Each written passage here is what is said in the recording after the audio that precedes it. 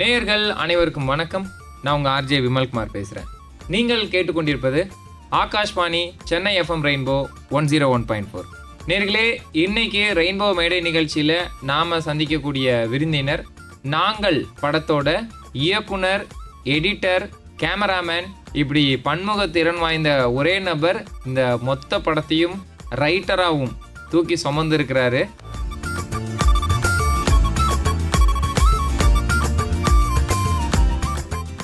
வணக்கம் அவினாஷ் பிரகாஷ் சார். வணக்கம் சார். வணக்கம் சார், எப்படி இருக்கீங்க? நல்லா இருக்கேன். ஒரு படம் ஸ்டார்ட் பண்ணுறோம், டீம் கரெக்டாக அமையணும்.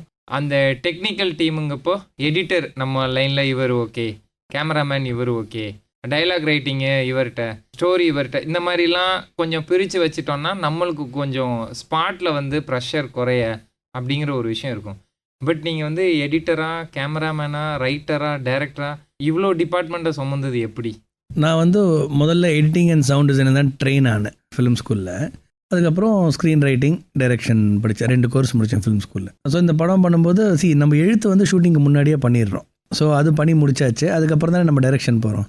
ஸோ டைரெக்ஷன் நமக்கு ஓகே, நமக்கு ரொம்ப பிடிச்ச ஒரு விஷயம், கொஞ்சம் நல்லா வருங்கிற ஒரு இதில் டைரெக்ஷன் நம்ம பண்ணுறோம். அப்புறம் எடிட்டிங் ஷூட்டிங்லாம் முடிச்சுட்டு தான் எடிட்டிங் பண்ண போகிறோம். ஸோ அதுவும் பிரச்சனை இல்லை. அது ப்ரொடியூசர்கிட்ட சொல்லிட்டு அது ஓகே ஆயிடுச்சு, நோ ப்ராப்ளம். இந்த கேமரா எனக்கு என்ன தோணுச்சுன்னா, நிறைய ஃப்ரெண்ட்ஸ் இருக்காங்க, சினிமாட்டோகிராஃபர்ஸ், சூப்பர் சினிமாட்டோகிராஃபர்ஸ் இருக்காங்க.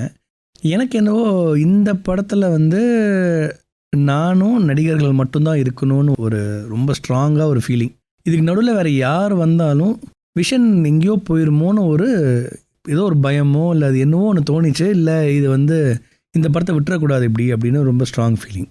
அப்புறம் என்ன பண்ணேன், எல்லாம் முடிச்சுட்டு ப்ரொடியூசர் கேமராமேன் யாருடான்னு சொல்லும்போது, சார் நானே கேமரா பண்ணிடுறேன் அப்படின்னு சொன்னால் அவர் இப்படின்னு முறைச்சி பார்த்தார். ஏன்னா அவர் ஒரு எக்ஸ்பீரியன்ஸ்டு கேமராமேன், நிறைய ஆடு படம்லாம் ஷூட் பண்ணியிருக்காரு.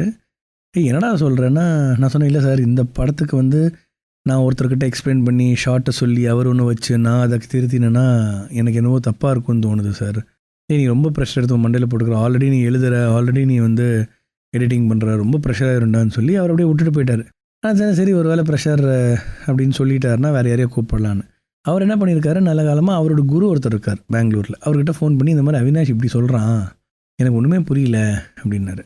அவன்லாம் ப்ரெஷர் தாங்க மாட்டான் சார். நான் அவர் கொஞ்ச நேரம் கேட்டுட்டு அவர் என்ன சொன்னார், டே அவனா கான்ஃபிடென்ட்டாக சொல்கிறானா? ஆமாம் சார், ரொம்ப கான்ஃபிடென்ட்டாக சொல்கிறான். அப்போ விட்டுருடா, இந்த மாதிரி படத்துக்கு அவன் பர்சனல் ஸ்டோரின்றான், ஏதோ ஒரு காரணம் இருக்கு, நீ விட்டுருன்னு சொல்லிட்டாரு. நம்ம ப்ரொடியூசர்னா அவர் குரு சொன்ன வார்த்தையை அவர் தட்ட மாட்டாரா? அதனால ஃபோன் பண்ணி சரி நீயே பண்ணிக்கூடான்ட்டார். அப்போ வரைக்கும் நம்ம கொஞ்சம் அப்படியே சுற்றிட்டு இருந்தேன், என்னடா அது அப்படின்னு சுற்றிட்டு இருந்தேன். ஓகேன்னு சொன்னோன்னா கை கால் நடுங்க ஆரம்பிச்சிருச்சு. ஏதாவது சொதப்பிட்டோன்னா என்ன ஆகும்? இப்போ நான் என்ன பண்ணேன், சரி எந்த கேமராஸ்னு எந்த மாதிரி கேமரா யூஸ் பண்ணணும்னு சொல்லும்போது என் மனசில் அனமார்ஃபிக் லென்ஸு, சோனி வெனிஸ் ப்ரோ2 டாப் எண்ட் கேமரா யூஸ் பண்ணால் சூப்பராக இருக்கும்னு தோணிச்சு. ஆனால் உள்ளே ஒரு பயம், நம்மளால் யூஸ் பண்ண முடியல தெரியல அப்படின்னா நம்மக்கிட்ட ஒரு சின்ன சோனி A7 கேமரா இருக்குது, லோ ஃப்ரெண்ட்லியாக பண்ணிக்கலாம் அப்படின்னு சொல்லி ப்ரொடியூசர்கிட்ட எல்லா ஆப்ஷனும் சொன்னேன். சரி நீ போய் டெஸ்டிங் பாருன்னாரு. ஒரு இடத்துல போய் இந்த சோனி வெனிஸ் ப்ரோவில் அனமார்ஃபிக் லென்ஸ் போட்டு டெஸ்ட் பண்ணுறேன். டெஸ்ட் பண்ணோன்னே நான் எனக்கு ஐயோ, நம்ம சின்ன வயசில் பார்த்த படங்கள், அந்த ஒயிட் ஸ்க்ரீனு சினிமா ஸ்கோப் பார்க்குறோமே, அது வேணும்னு சொல்லி ப்ரொடியூசர் சொன்னேன். ரொம்ப எக்ஸைட்டடாக பேசினேன். 2 நாளாக பயம் வந்துருச்சு. ப்ரொடியூசர் இல்லை சார் இந்த சோனி கேமராலே போய்க்கலாம்லாம் பேசிகிட்டு இருக்கேன். அவர் கண்டுபிடிச்சிட்டாரு. சரி இவன் அன்றைக்கி எக்ஸைட்டடாக இருக்கான், அப்புறம் பயப்படுறேன், இல்லை நீ அந்த கேமராலே போய்க்கோன்னு சொல்லி அதை லாக் பண்ணி கொடுத்துட்டாரு. முதல்ல நான் செட்டு போகும்போது டைரெக்ஷனு, ரைட்டிங் எல்லாமே நம்மளே பண்ணுறோம், நடிப்போம் சொல்லி வரணும்னு சொல்லும்போது ரொம்ப பயம் வந்துருச்சு எனக்கு. ஏன்னா அது ஃபஸ்ட் டே பூஜை வேறு நடந்துச்சா, 4 மணிலேருந்து 7 மணி வரைக்கும் பூஜை, அப்புறம் breakfast. So first day shooting ஒரு ஹாஃப் டே தான் நடந்துச்சு. ஸோ ப்ரொடியூசர் கிளாப்லாம் தட்டுற மாதிரிலாம் இது பண்ணிகிட்டு இருந்தோம். அது ஒரு மாதிரி போச்சு. எனக்கு ஃபஸ்ட் டே நைட் ஒரே அழுகு. ஏன்னா ஃபஸ்ட் டே ப்ரொடியூசர் மதியம் கிளம்பி போயிட்டார், லஞ்சுக்கு அப்புறம் கிளம்பி போயிட்டார். லஞ்செல்லாம் சாப்பிட்டு முடிச்சுட்டு ரிலாக்ஸ்டாக அபாடான்னு சொல்லி ஒரு சீக்வன்ஸ் ஷூட் பண்ணுறோம். ரொம்ப மோசமாக வந்துச்சு சீக்வன்ஸ். லைட்டிங் சரியில்லை, கேமரா ஒர்க் சரியில்லை, டைரெக்ஷன் சரியில்லை, நடிப்பு எல்லாமே அடி வாங்கிச்சு. நான் இன்றைக்கி நைட் என்ன யோசித்தேன், சரி நமக்கு என்னது இப்படி ஆயிடுச்சு, சரி இப்போ நம்ம இப்போ சொல்ல வேண்டாம், நாளைக்கு இன்னும் ஒரு நாள் ட்ரை பண்ணுவோம், சரியாகலைன்னா ப்ரொடியூசர்கிட்ட 3 நாள் காசு என்னவோ அதை நம்ம திருப்பி கொடுத்துருவோம். அப்போ அந்த அளவுக்கு நான் யோசிக்க ஆரம்பிச்சிட்டேன். ஸோ செகண்ட் டே போனேன். செகண்ட் டே கொஞ்சம் பெட்டராக இருந்துச்சு, ஆனாலும் அந்த ஒரு சாட்டிஸ்ஃபேக்ஷன் வரல. ஸோ 3ஆவது என்னென்னா, அந்த வீடு ஒன்று ரெண்ட் எடுத்து வச்சுருந்தோம். எனக்கு என்னென்னா அந்த வீடு ரொம்ப சின்ன வயசுலேருந்து அந்த வீடை பார்த்துருக்கேன், ரொம்ப ஆசை அந்த வீட்டில் ஒரு ஷூட் பண்ணோன்னு. 2 நாள் எங்கேயும் முடிச்சாச்சு. ஒரே நாள் வீட்டில் ஷூட் பண்ணுவோம், பண்ணி முடிச்சு நம்ம எல்லாத்தையும் க்ளோஸ் பண்ணிடலாம் அப்படிங்கிற ஃபீலிங் தான். வீட்டுக்கு போகிறேன், வீட்டுக்கு போயிட்டு ஷூட் பண்ணுறேன். என்னன்னு தெரில, அன்றைக்கி தான் மேஜிக் ஆரம்பிச்சிச்சு. ஷூட் பண்ணுறேன், போயிட்டு வரலப்பா, என்ன கேமரான்றான். நான் வந்து என்னடா என்ன சொல்கிறாங்க எனக்கு புரியல. ஷூட் பண்ணுறேன். அப்போ நான் என்ன பண்ணேன், ஒரு பாத்ரூமில் ஒரு ஷாட். அந்த பையன் வந்து சுடு தண்ணியில் இது பண்ணும்போது அந்த ஆவியெல்லாம் பறந்துக்கிட்டு இருக்கும். அது வந்து ஃபஸ்ட் டே வீட்டில் ஷூட் பண்ணணும், 3வது நாள் எடுக்கிறோம். அதை எடுத்துகிட்டு அதை நான் பார்க்கும்போது எனக்கு வந்து இது கொஞ்சம் நல்லா மேஜிக் மாதிரி இருக்குன்னு சொல்லி அதை மட்டும் நான் மானிட்டர் ரெக்கார்ட் பண்ணி ப்ரொடியூசருக்கு அமிச்சேன். ப்ரொடியூசர் ஒரு கேமராமேன். அவர் என்ன பண்ணார், அதை பார்த்துட்டு எனக்கு ஃபோன் பண்ணி அவர் வந்து எனக்கு ரொம்ப ஜெலஸாக இருக்குடா, அவ்வளோ ஜெலஸாக இருக்கும் நம்மள. சார் ஏன் சார்? இல்லை இதெல்லாம் வந்து இந்த மாதிரிலாம் விஷுவல்ஸ் நானே எடுத்ததில்லை, நீ அதெல்லாம் எடுக்கிறேன்னா எனக்கு ஜெலஸாக இருக்குது, பட் ரொம்ப ஹாப்பியாக இருக்குடா, நான் ரொம்ப பயந்துட்டு இருந்தேன், நீ ப்ரூவ் பண்ணிட்ட அப்படின்னு சொல்லி வச்சார். அன்றைக்கிலேருந்து ஷூட் பண்ணிட்டு எனக்கு எதுவுமே ஞாபகம் இல்லை. ஆனால் எனக்கு அந்த மாதிரி லோ கான்ஃபிடென்ஸோ எதுவுமே வந்தது கிடையாது. எல்லாம் முடிச்சுட்டு 42 நாள் ஷூட் போச்சு. அதுக்கப்புறம் 42 நாள் ஷூட் முடிச்சுட்டு ஓகே ரேப்புன்னு சொல்லிவிட்டு இன்றைக்கி ஈவினிங் ஒரு பார்ட்டி இருந்துச்சு. நாங்கள் எல்லாம் அப்படியே பார்ட்டியில் சில் பண்ணிகிட்டு இருக்கும்போது எல்லாம் முடிச்சாச்சு. எல்லாம் ஓகே பாய் தேங்க்யூன்னு சொல்லி எல்லாம் இது போயிட்டு நான் வீட்டுக்கு போய் படுக்கும்போது எனக்கு ஒரு டவுட் வருது. நம்ம தான் ஷூட் பண்ணோமா, ஒருவேளை இவ்வளோ நாள் ஷூட் பண்ணிட்டு எடிட் பண்ணிட்டு ஒரு 35 நிமிஷம் தான் வந்துச்சு, நான் பாக்கிக்கு நான் என்ன பண்ணுவேங்கிற ஒரு பயம் வந்துச்சு. நைட் தூங்கவே முடியல என்னால். அதுக்கப்புறம் எடிட்லாம் போகுது. அப்போ இந்த கேமரா ஒர்க்லாம் எடிட் பண்ணுறோம், அப்படியே எடிட் பண்ணி முடிக்கிறோம். எடிட் பண்ணி முடிச்சுட்டு அந்த ஃபஸ்ட்டு மாண்டாஜ் ஒன்று வருதுல்ல படத்தில், அந்த பசங்க உட்காந்துருக்காங்க, அந்த ஹியர் எத்துன்னு அந்த வார்த்தை, அது வந்து இம்ப்ரூவ் பண்ண ஒரு சீக்வன்ஸ். அது படம் வந்து அசம்பிளி ரூம்ஸ்லேருந்து தான் ஆரம்பிக்குது. எனக்கு என்ன தோணுச்சு, எனக்கு எப்பயுமே படம் ஏதாவது ஒன்று கட் பண்ணும்போது முதல்ல நம்ம தீம் ஒன்று சொல்லிட்டு போயிடணும் அப்படின்னு சொல்லுறதுனால அந்த ஒரு மாண்டாஜ் கட் பண்ணி எடிட் பண்ணி மியூசிக்கை போட்டு அந்த நாங்கள்னு டைட்டில் போடும்போது தான் எனக்கு வந்து ஒரு சாட்டிஸ்ஃபேக்ஷன். அப்போ நான் வந்து என் ஃப்ரெண்டுக்கு அமிச்சேன். அதை அவன் ஃபோன் பண்ணிட்டு என்னடா இது அப்படின்னா, ஏன்டான்னு ஏன்னா இப்படி இருக்கும் படம்னா. அப்போ சரி ரைட்டு, நம்ம ஏதோ நல்லது பண்ணியிருக்கோம் போல் இருக்கு அப்படின்னு சொல்லி ஒரு கான்ஃபிடன்ஸ். ஸோ அவ்வளோ நாள் ஆச்சு எனக்கு. சரி நம்ம இப்போ கூட சம்டைம்ஸ் கேமரா இருக்கு சூப்பராக இருக்குன்னு சொல்லும்போது எனக்கு கன்ஃபியூஸ் ஆகும். ஏன்னா நம்ம டெய்லி பார்த்தது ஷூட்டிங்கில் பார்த்துருக்கோம், கிரேடிங்கில் பார்த்துருக்கோம், எடிட்டிங்கில் பார்த்துருக்கோம். எனக்கு இப்போ எப்படின்னா எனக்கு டேஸ்ட்டே தெரியாத மாதிரி நாங்கள் எது பார்த்தாலும் எனக்கு அப்படியே ஃப்ளாட், எனக்கு அப்படியே கண்ணு விட்டு மறைஞ்சு போயிடும். அதை ரசிக்கிறதுக்கோ அதுக்கான ஒரு ஸ்கோப் இல்லை. ஆனால் எல்லோரும் சொல்லும்போது சரி என்னவோ இருக்குது அதில் அப்படிங்கிற ஒரு ஃபீலிங் மட்டும் இருக்குது. சூப்பர். நம்ம எழுதுகிறோம், ஆனால் கேரக்டர் இதை தான் பண்ணணும் அப்படின்னு சொல்லும்போது இப்போ அந்த பாத்திரத்துலேருந்து ஆவி பறக்கிற ஒரு மேஜிக் மாதிரி அவர் வந்து அந்த தோட்டத்தில் வேலை பார்க்குறவங்கெல்லாம் இனி வராதீங்க அப்படின்னு பணம் கொடுக்குற ஒரு இடம். அது வரைக்கும் அவரை வந்து என்ன இவர் மனிதர் அப்படிங்கிற ஒரு இது இருந்து இவருக்குள்ளே இருக்கிற உணர்வுகளை நம்ம தான் சரியாக கவனிக்கலையோ அப்படிங்கிற ஒரு இடமா இருக்குது. பிள்ளைங்களுக்கு சாப்பாடு ஊட்டி விடுற இடம், அது ஒரு பார்த்து சிரிப்பு வந்துச்சு. இந்த பாசமும் இந்த மனிதருக்குள்ள இருக்குதா? அப்போ ஒருவேளை கதை இதோட முடியுதா இவரோட கதாபாத்திரம் இங்க? ஏன்னா அப்படியே தன்னை பரிசுத்தமாக்கிக்கிறாரு அப்படின்ட்டுன்னு. அடுத்து அவங்க வந்து நம்ம போக போறோம், இன்னொரு மாநிலம் போறோம், இந்த மாதிரி பள்ளிக்கூடம் போறோம் அப்படின்னு சொல்ற இடம். அவருக்கு நீங்க ஆக்டிங் சொல்ற இடங்கள் இருக்குல்ல, அது எப்படி இருந்தது? ஸோ இப்போ அப்துல் ராஃபே ராஜ்குமார் நடிச்சிருக்காரு. நான் அவரை முதல்ல வாழ்க்கையில் சந்திக்கும் போது எனக்கு வந்து வாய்ஸ் ஓவர், அதாவது நான் ஒரு சின்ன ப்ரொடக்ஷன் கம்பெனி ஆரம்பிச்சிருந்தேன். ஆஃபீஸ்க்கு நான் அந்த கார்டு போகும்போது எல்லாம் கெஃபேல வச்சுட்டு போயிடுவோம், அந்த மாதிரி வச்சுட்டு போயிருக்கேன். அவன் பார்த்துட்டு வந்துட்டு இந்த மாதிரி வாய்ஸ் ஓவர், அவர் பேஸ் வாய்ஸ் எப்படி இருக்குன்னு தெரியல, இந்த மாதிரி வாய்ஸ் ஓவர் ஏதாவது இருந்தால் சொல்லு மச்சான் அப்படின்னு. சரிங்க நான் ஏதாவது சொல்கிறேன் அப்படின்னு. நான் ரொம்ப சின்ன பையனாக கம்பெனி ஆரம்பித்தேன். அவரை பார்த்து எனக்கு பயம் வந்துருச்சுன்னா, ஒரு டாக்டர் ப்ரொஃபஷனலாக வந்தார், ரொம்ப பயந்துட்டு இருந்தேன். வந்து எல்லாம் முடிச்சார். சரி நான் எதாக இருந்தால் சொல்கிறேன், நாங்கள் I will let you know, thank you அப்படின்னு. வெளில போனால் வெளில விட பாடா போயிட்டாண்டா அப்படின்னு சொல்லிட்டு உள்ளே வந்துட்டு என்னை யாரும் மச்சான் மாமாலாம் கூப்பிடவே மாட்டாங்க. மச்சி நான் பார்த்தேன், எவன்டா என்ன மச்சின்னு கூப்பிட்றேன். நான் முறைக்கிறேன், லஞ்சுக்கு போகல, let's go and have some லஞ்ச்னா. இல்லைங்க கொஞ்சம் ஒர்க் இருக்குது. எப்படியும் லஞ்ச் சாப்பிட்ணும்ல நீங்கள் அப்படின்னா. எனக்கு என்ன பண்ணணும் தெரியல, லஞ்ச் சாப்பிட்டு தான் ஆகணும். ஐயோ என்னடா அப்படி மாட்டிட்டேன்னு சொல்லி எனக்கு என்ன பண்ணுறதுன்னு பயத்தில் போனப்போ தான் யோசித்தேன், என்னடா நம்மளை இப்படி ஒரு மாதிரி மேனிப்புலேட் பண்ணி கூப்பிட்டு வந்துட்டானே அப்படிங்கிற ஒரு ஃபீலிங் இருந்துச்சு.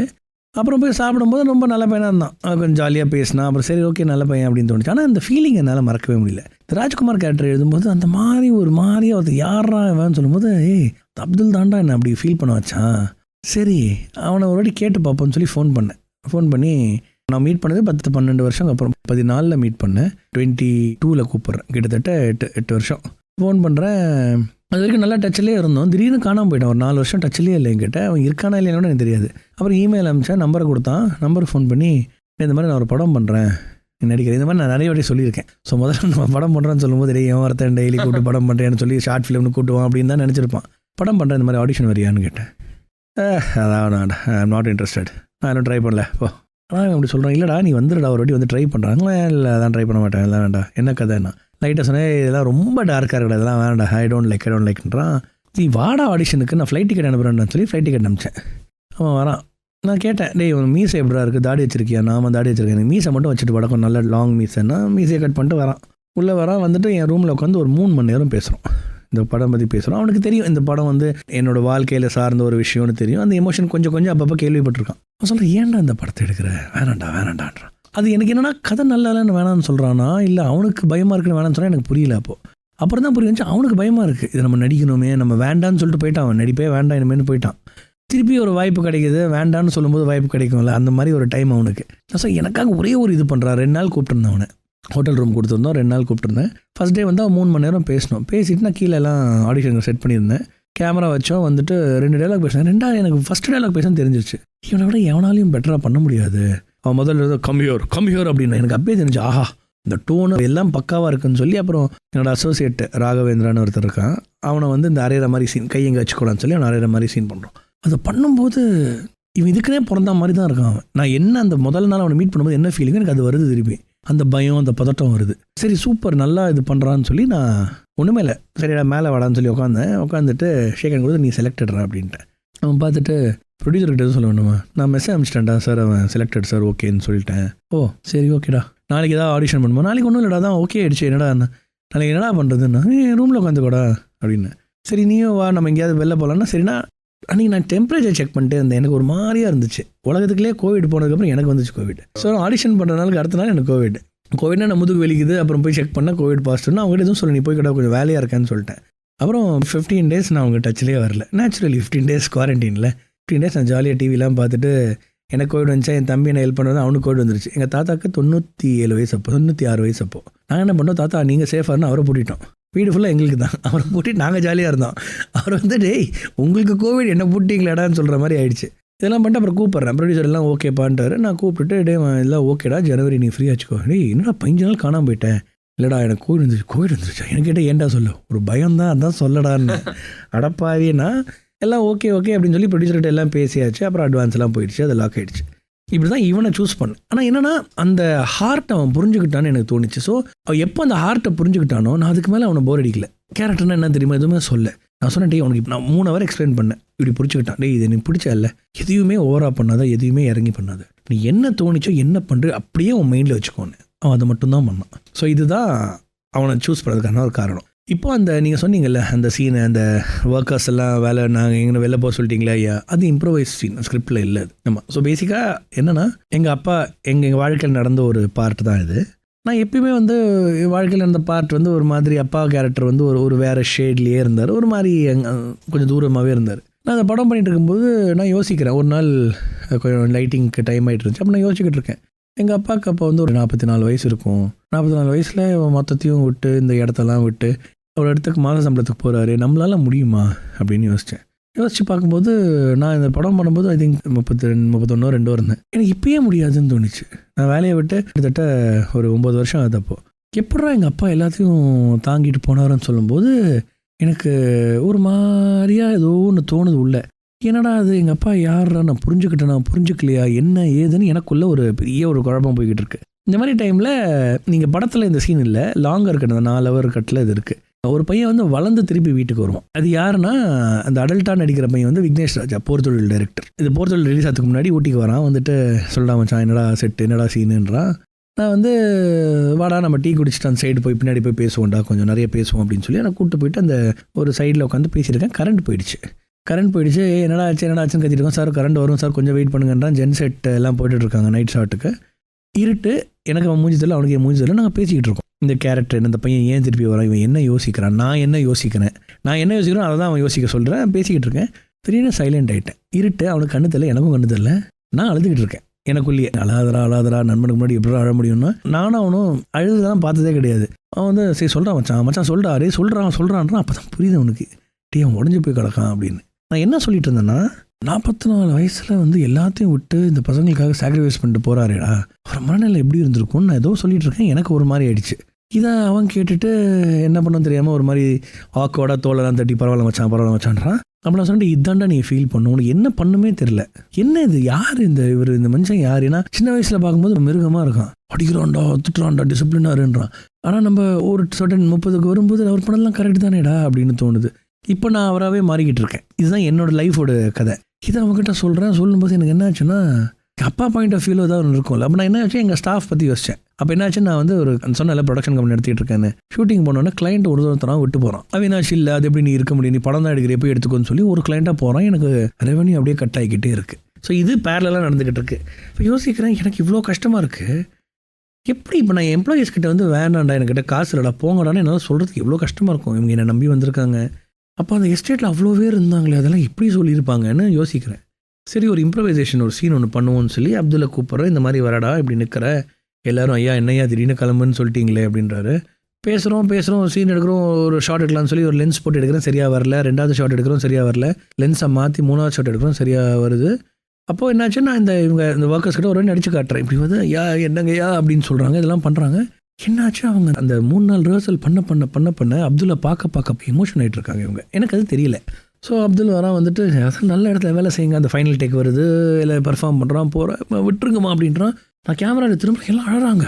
எனக்கு நான் இப்படி கண்ணை திறந்து பார்க்குறேன், என்னடா இப்படி அழறாங்க எல்லாரும்னு. ரொம்ப அது ஒரு ரியலிஸ்டிக்காக ஃபீல் பண்ணி அது போங்கன்னு சொல்லி அந்த எமோஷன் ஃபீல் பண்ணி அந்த ஒரு இது பண்ணாங்க.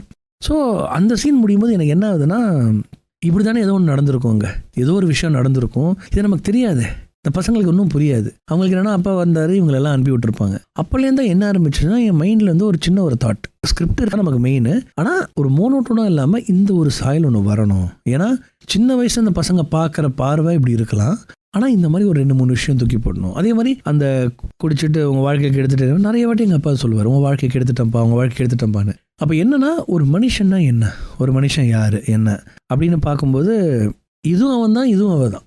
அவருக்கு அந்த நிலைமையில என்ன பண்ணணும்னு தெரியல, எங்கே போகணும்னு தெரியல, யார்கிட்ட பேசணும்னு தெரியல, யாருமே இல்லை. அந்த சுச்சுவேஷனில் அவருக்கு இருக்கிறது 3 பசங்க மட்டும்தான். அவங்களை கண்டிக்கிறாரு, மிலிட்ரியாக இருக்காரு. ஆனால் அந்த ஒரு சின்ன ஒரு டைமில் கொஞ்சம் ரிலாக்ஸ்டாக இருந்து ஒரு 2 பெக்கு போடும்போது மனசு வந்து கொஞ்சம் பாரெல்லாம் கம்மியாகும் போது பசங்களை வந்து ஐயோ இந்த பசங்களை நான் எதுவுமே பண்ணலையேங்கிற ஒரு வருத்தம் தான் இருக்குது. இப்போ என்னென்னா, இந்த ஒரு தாட் இந்த படம் ஃபுல்லாகவே இருக்கும். ஸோ ஆரம்பத்தில் வந்து அப்பா கேரக்டர் வந்து ரொம்ப மொரடனாக இருக்காரோ, இப்படி இருக்காரோன்னு சொல்லும்போது மெதுவாக அந்த மனுஷன் மாற ஆரம்பிக்கிறான். ஏன் மாற ஆரம்பிக்கிறான் அப்படின்னா, ஒரு கட்டத்தில் இந்த பசங்க விட்டுட்டு போயிடுவாங்களோ ஒரு பயம் தான். ஸோ இந்த மாதிரியான சீன்ஸ் எல்லாம் எப்படின்னா வந்து, இது என் வாழ்க்கையா, கதையா, டைரக்ஷனா, புரியாத ஒரு சுச்சுவேஷன்ஸ். ஆனால் அதெல்லாம் எடுத்துகிட்டு என்னை விட நான் ப்ரொடியூசரை காட்டும்போது அவர் ரொம்ப ஃபீல் பண்ணிகிட்டு இருந்தார். பார்த்துட்டு எமோஷன் ஆகும்போது அப்போ சரி நமக்கு ஏதோ இருக்குது. ஆனால் எனக்கு என்னென்னா, நான் ஆல்ரெடி அந்த வாழ்க்கையை வாழ்ந்திருக்கேன். ஷூட்டிங் பண்ணும்போது 2வது வாட்டி அந்த வாழ்க்கையை வாழ்கிறேன், எடிட்டிங் பண்ணும்போது 3வது வாட்டி வாழ்கிறேன். ஸோ 4-5 வாட்டி வாழ்ந்தாச்சுன்னா, ஸோ எனக்கு இப்போ அதை பார்க்கும்போது இதெல்லாம் என்னடா நமக்கெல்லாம் பிரச்சனை இல்லை, போடு அடிடா அப்படின்னு சொல்கிற மாதிரி எனக்கு ஆயிடுச்சு. ஓகே, அந்த எமோஷன் ட்ரூவாக இருக்குது, நம்ம வந்து பொய் சொல்லலை, ஸ்க்ரீனில் எவ்வளோ முடியுமோ ஒரு உண்மையை சொல்ல பார்த்துருக்கோம் அப்படிங்கிற ஒரு ஃபீலிங் தான்.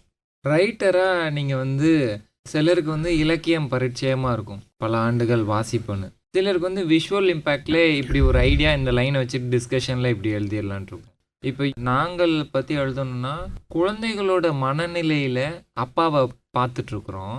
நம்ம அப்பாவான பிறகு என்ன பண்ண போகிறோம் அப்படிங்கிற ஒரு கேள்வியும் நம்மளுக்கு இருக்கும். இன்றைக்கி நம்ம ஒருத்தரை விமர்சனம் பண்ணுறதுக்கான நேரங்கிறதுனால எவ்வளோ வேணாலும் பேசிட முடியாது. இதை எழுத்தாக்குறதுன்னு ஒன்று இருக்குல்ல, ஏன்னா அங்கே ஒரு நாய் இருக்குது, அந்த நாய் மேலே அவர்களுக்கு இருக்கிற பிரியம் அப்படிங்கிறது முக்கியமான பாலமாக இருக்குது. இந்த தந்தை, இந்த 3 மகன்களுக்கும் தந்தைக்கும் நடுவில் இருக்கிற ஒரு பாலம் அந்த நாய். இதை ரைட்டிங்கில் எழுதுறீங்கல்ல, அது எப்படி இருந்துச்சு? இந்த படம் எழுதும்போது எனக்கு இது நான் எழுத்தாவே பார்க்கல, ஏன்னா நான் வாழ்ந்த வாழ்க்கையை எவ்வளோ தூரம் உள்ளே கொண்டு வரலாங்க தான் யோசித்தேன். சரி, எனக்கு என்னென்னா, இந்த படம் எழுதி கொஞ்சம் ஒரு ஸ்க்ரீன் பிளேயாக ஒரு சீன் பை சீன் தியேட்டர் போகிறாங்க, தியேட்டர்லேருந்து வீட்டுக்கு வராங்க, வீட்டில் நாய் இருக்குது, நாயோட ஷோ கடிச்சிருக்கு அப்படின்னு சொல்லி அந்த ஒரு டிராஃப்ட் பண்ணி எழுதும்போது என்ன தோணுச்சுன்னா, அந்த நாய் எவ்வளோ முக்கியம் அப்படின்னு ஒரு ஃபீலிங் வந்துச்சு. ஆனால் எனக்கு எப்படின்னா, எனக்கு எல்லா ஸ்கிரிப்ட் எழுதும்போது நாய் ஒன்று வரும், நாய் இல்லாமல் நான் எழுத முடியாது. இப்போலாம் ஃபோர்ஸ் பண்ணி அவாய்ட் பண்ணுறேன், அந்த நாய் வரா, நாயெல்லாம் வேணாண்டா அப்படின்னு. ஸோ இதெல்லாம் நம்ம யோசிக்கிற ஒரு டைமில் என்னென்னா, இந்த கதை எழுதும்போது இந்த அப்பாவுக்கும் இந்த பசங்களுக்கும் என்ன அப்படி ஒரு பாண்டிங் அப்படின்னு யோசித்தேன். ஃபர்ஸ்ட் ஆஃப் ஆல் பாண்டிங் இருக்கா இல்லையா எனக்கு அதுவும் தெரியல. ஸோ நான் வந்து கதை எழுதும்போது வந்து அந்த பசங்களுக்கு தெரியாமல் இருக்கட்டும், அந்த அப்பாவுக்கு புரியாமல் இருக்கட்டும். 2வது வந்து ஒன்று ரொம்ப ஷுவராக இருந்தேன், நம்ம வந்து இந்த வளர்ந்ததுக்கப்புறம் பசங்களாக பார்த்து ஒன்று எழுதுவோம், அது வந்துடக்கூடாது. ஏன்னா நான் வளர்ந்து இப்போ எனக்கு எல்லாம் புரிஞ்ச மாதிரி நான் எழுதிட்டேன்னா பசங்களோட அந்த இன்னசென்ஸ் போயிடும். இப்போது மனசில் கொஞ்சம் என்ன வருத்தம்னா, எங்கள் ஃபேமிலி எல்லாத்துக்குமே, எங்கள் பிரதர்ஸ் எல்லாத்துக்குமே என்னென்னா, சைல்டுஹுட்டை சரியாக வாழலையோ அப்படிங்கிற ஒரு ஏக்கம் இருக்குது. எங்கள் அண்ணன் தம்பிக்கிட்ட அவ்வளோ பேசினதில்லை, பட் அப்பப்போ தோணும், சரி சைல்டுஹுட் இன்னும் கொஞ்சம் வளர்ந்துருக்கலாமோ அப்படின்னு தோணும்.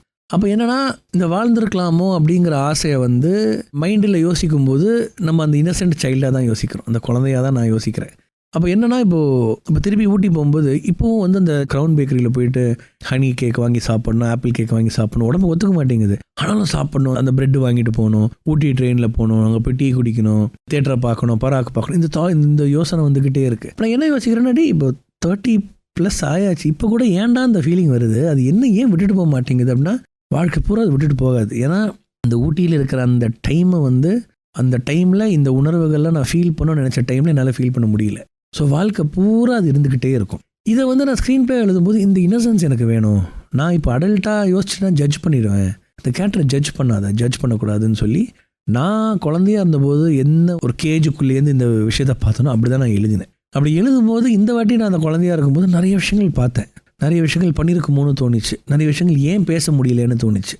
ஸோ இந்த ஃபீலிங் இந்த என்னமாக அந்த உண்மையான ஒரு ஃபீலிங்கை வந்து விட்டுறக்கூடாதுன்னு சொல்லி அதையே தான் நான் எழுத பார்த்தேன். எவ்வளோ முடியுமோ அதில் ஸ்டிக் பண்ணி அதில் இதில். ஸோ அந்த பசங்களை நம்ம டைரக்ட் பண்ணும்போது கூட ஓவர் எக்ஸ்ப்ளனேஷன் கொடுக்கவே மாட்டேன், இதுதான் அவ்வளோதான். அப்போ தான் அந்த பையன் நான் இருந்த சிச்சுவேஷனுக்கு வரேன். நான் அவனுக்கு ரொம்ப ஓவராக கொடுத்தேன்னா அவன் ஓவராக பண்ணிடுவானோன்னு பயம், ஏன்னா அவனுக்கு இருக்கிற இன்ஃப்ளூயன்ஸ் ரொம்ப ஜாஸ்தி. ஸோ இந்த ரைட்டிங்கே வந்து ஒரு மாதிரியான ஒரு டைரெக்ஷன் கலந்து, எமோஷன் கலந்து, லைஃப்பை கலந்து ஒரு ரைட்டிங் இது. ஸோ நல்லா ஞாபகம் இருக்குது, விக்னேஷ் ராஜா வந்து ஷூட்டிங் வரேன், ஏன்டா ஸ்கிரிப்டே பார்க்க மாட்டேங்கிறேன்னா.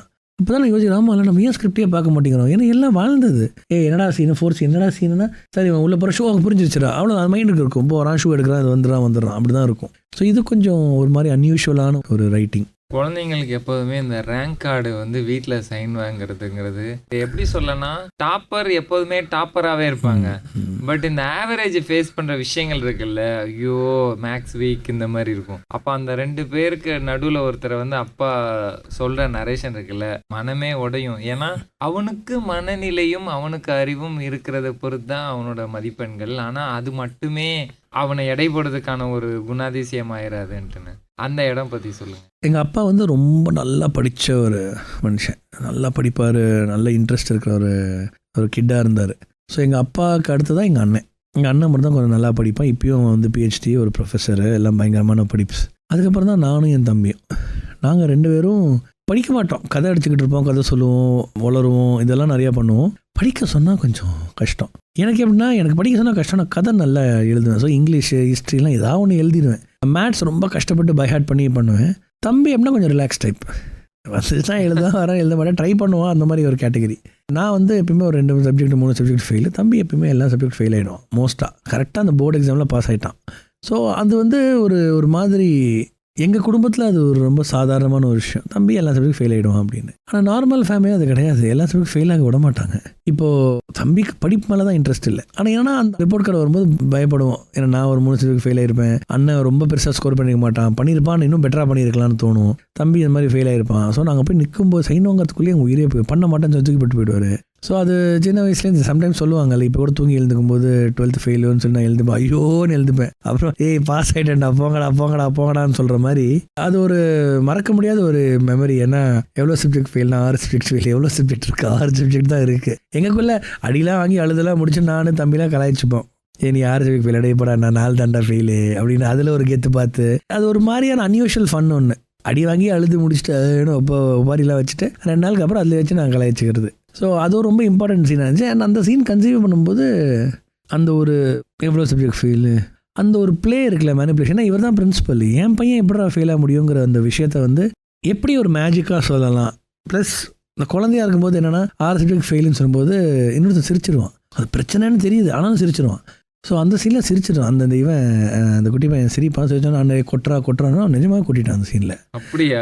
நான் வந்து கொட்டு டொங்குன்னு சவுண்ட் வருது, இப்படி பார்க்குறேன், இப்படி பார்த்துட்டு ஏன்னா ரிஹர்சலாம் நல்லா பண்ணான், என்ன சரி டேக்கோட மச்சிட்டு டொங்குன்னு கொட்டான். அந்த பையன் கையை இப்படி வச்சுக்கிட்டே இருப்பான், எடுக்கவே இல்லை கையை. நான் பார்த்துட்டு அட பாவி இப்படி கொட்டிட்டியாடான்னு சொல்லி அதில் சவுண்டில் வேற டொங்குன்னு எக்ஸ்ட்ரா போட்டாங்க. சாரி இப்படி பண்ணுறீங்கன்னு.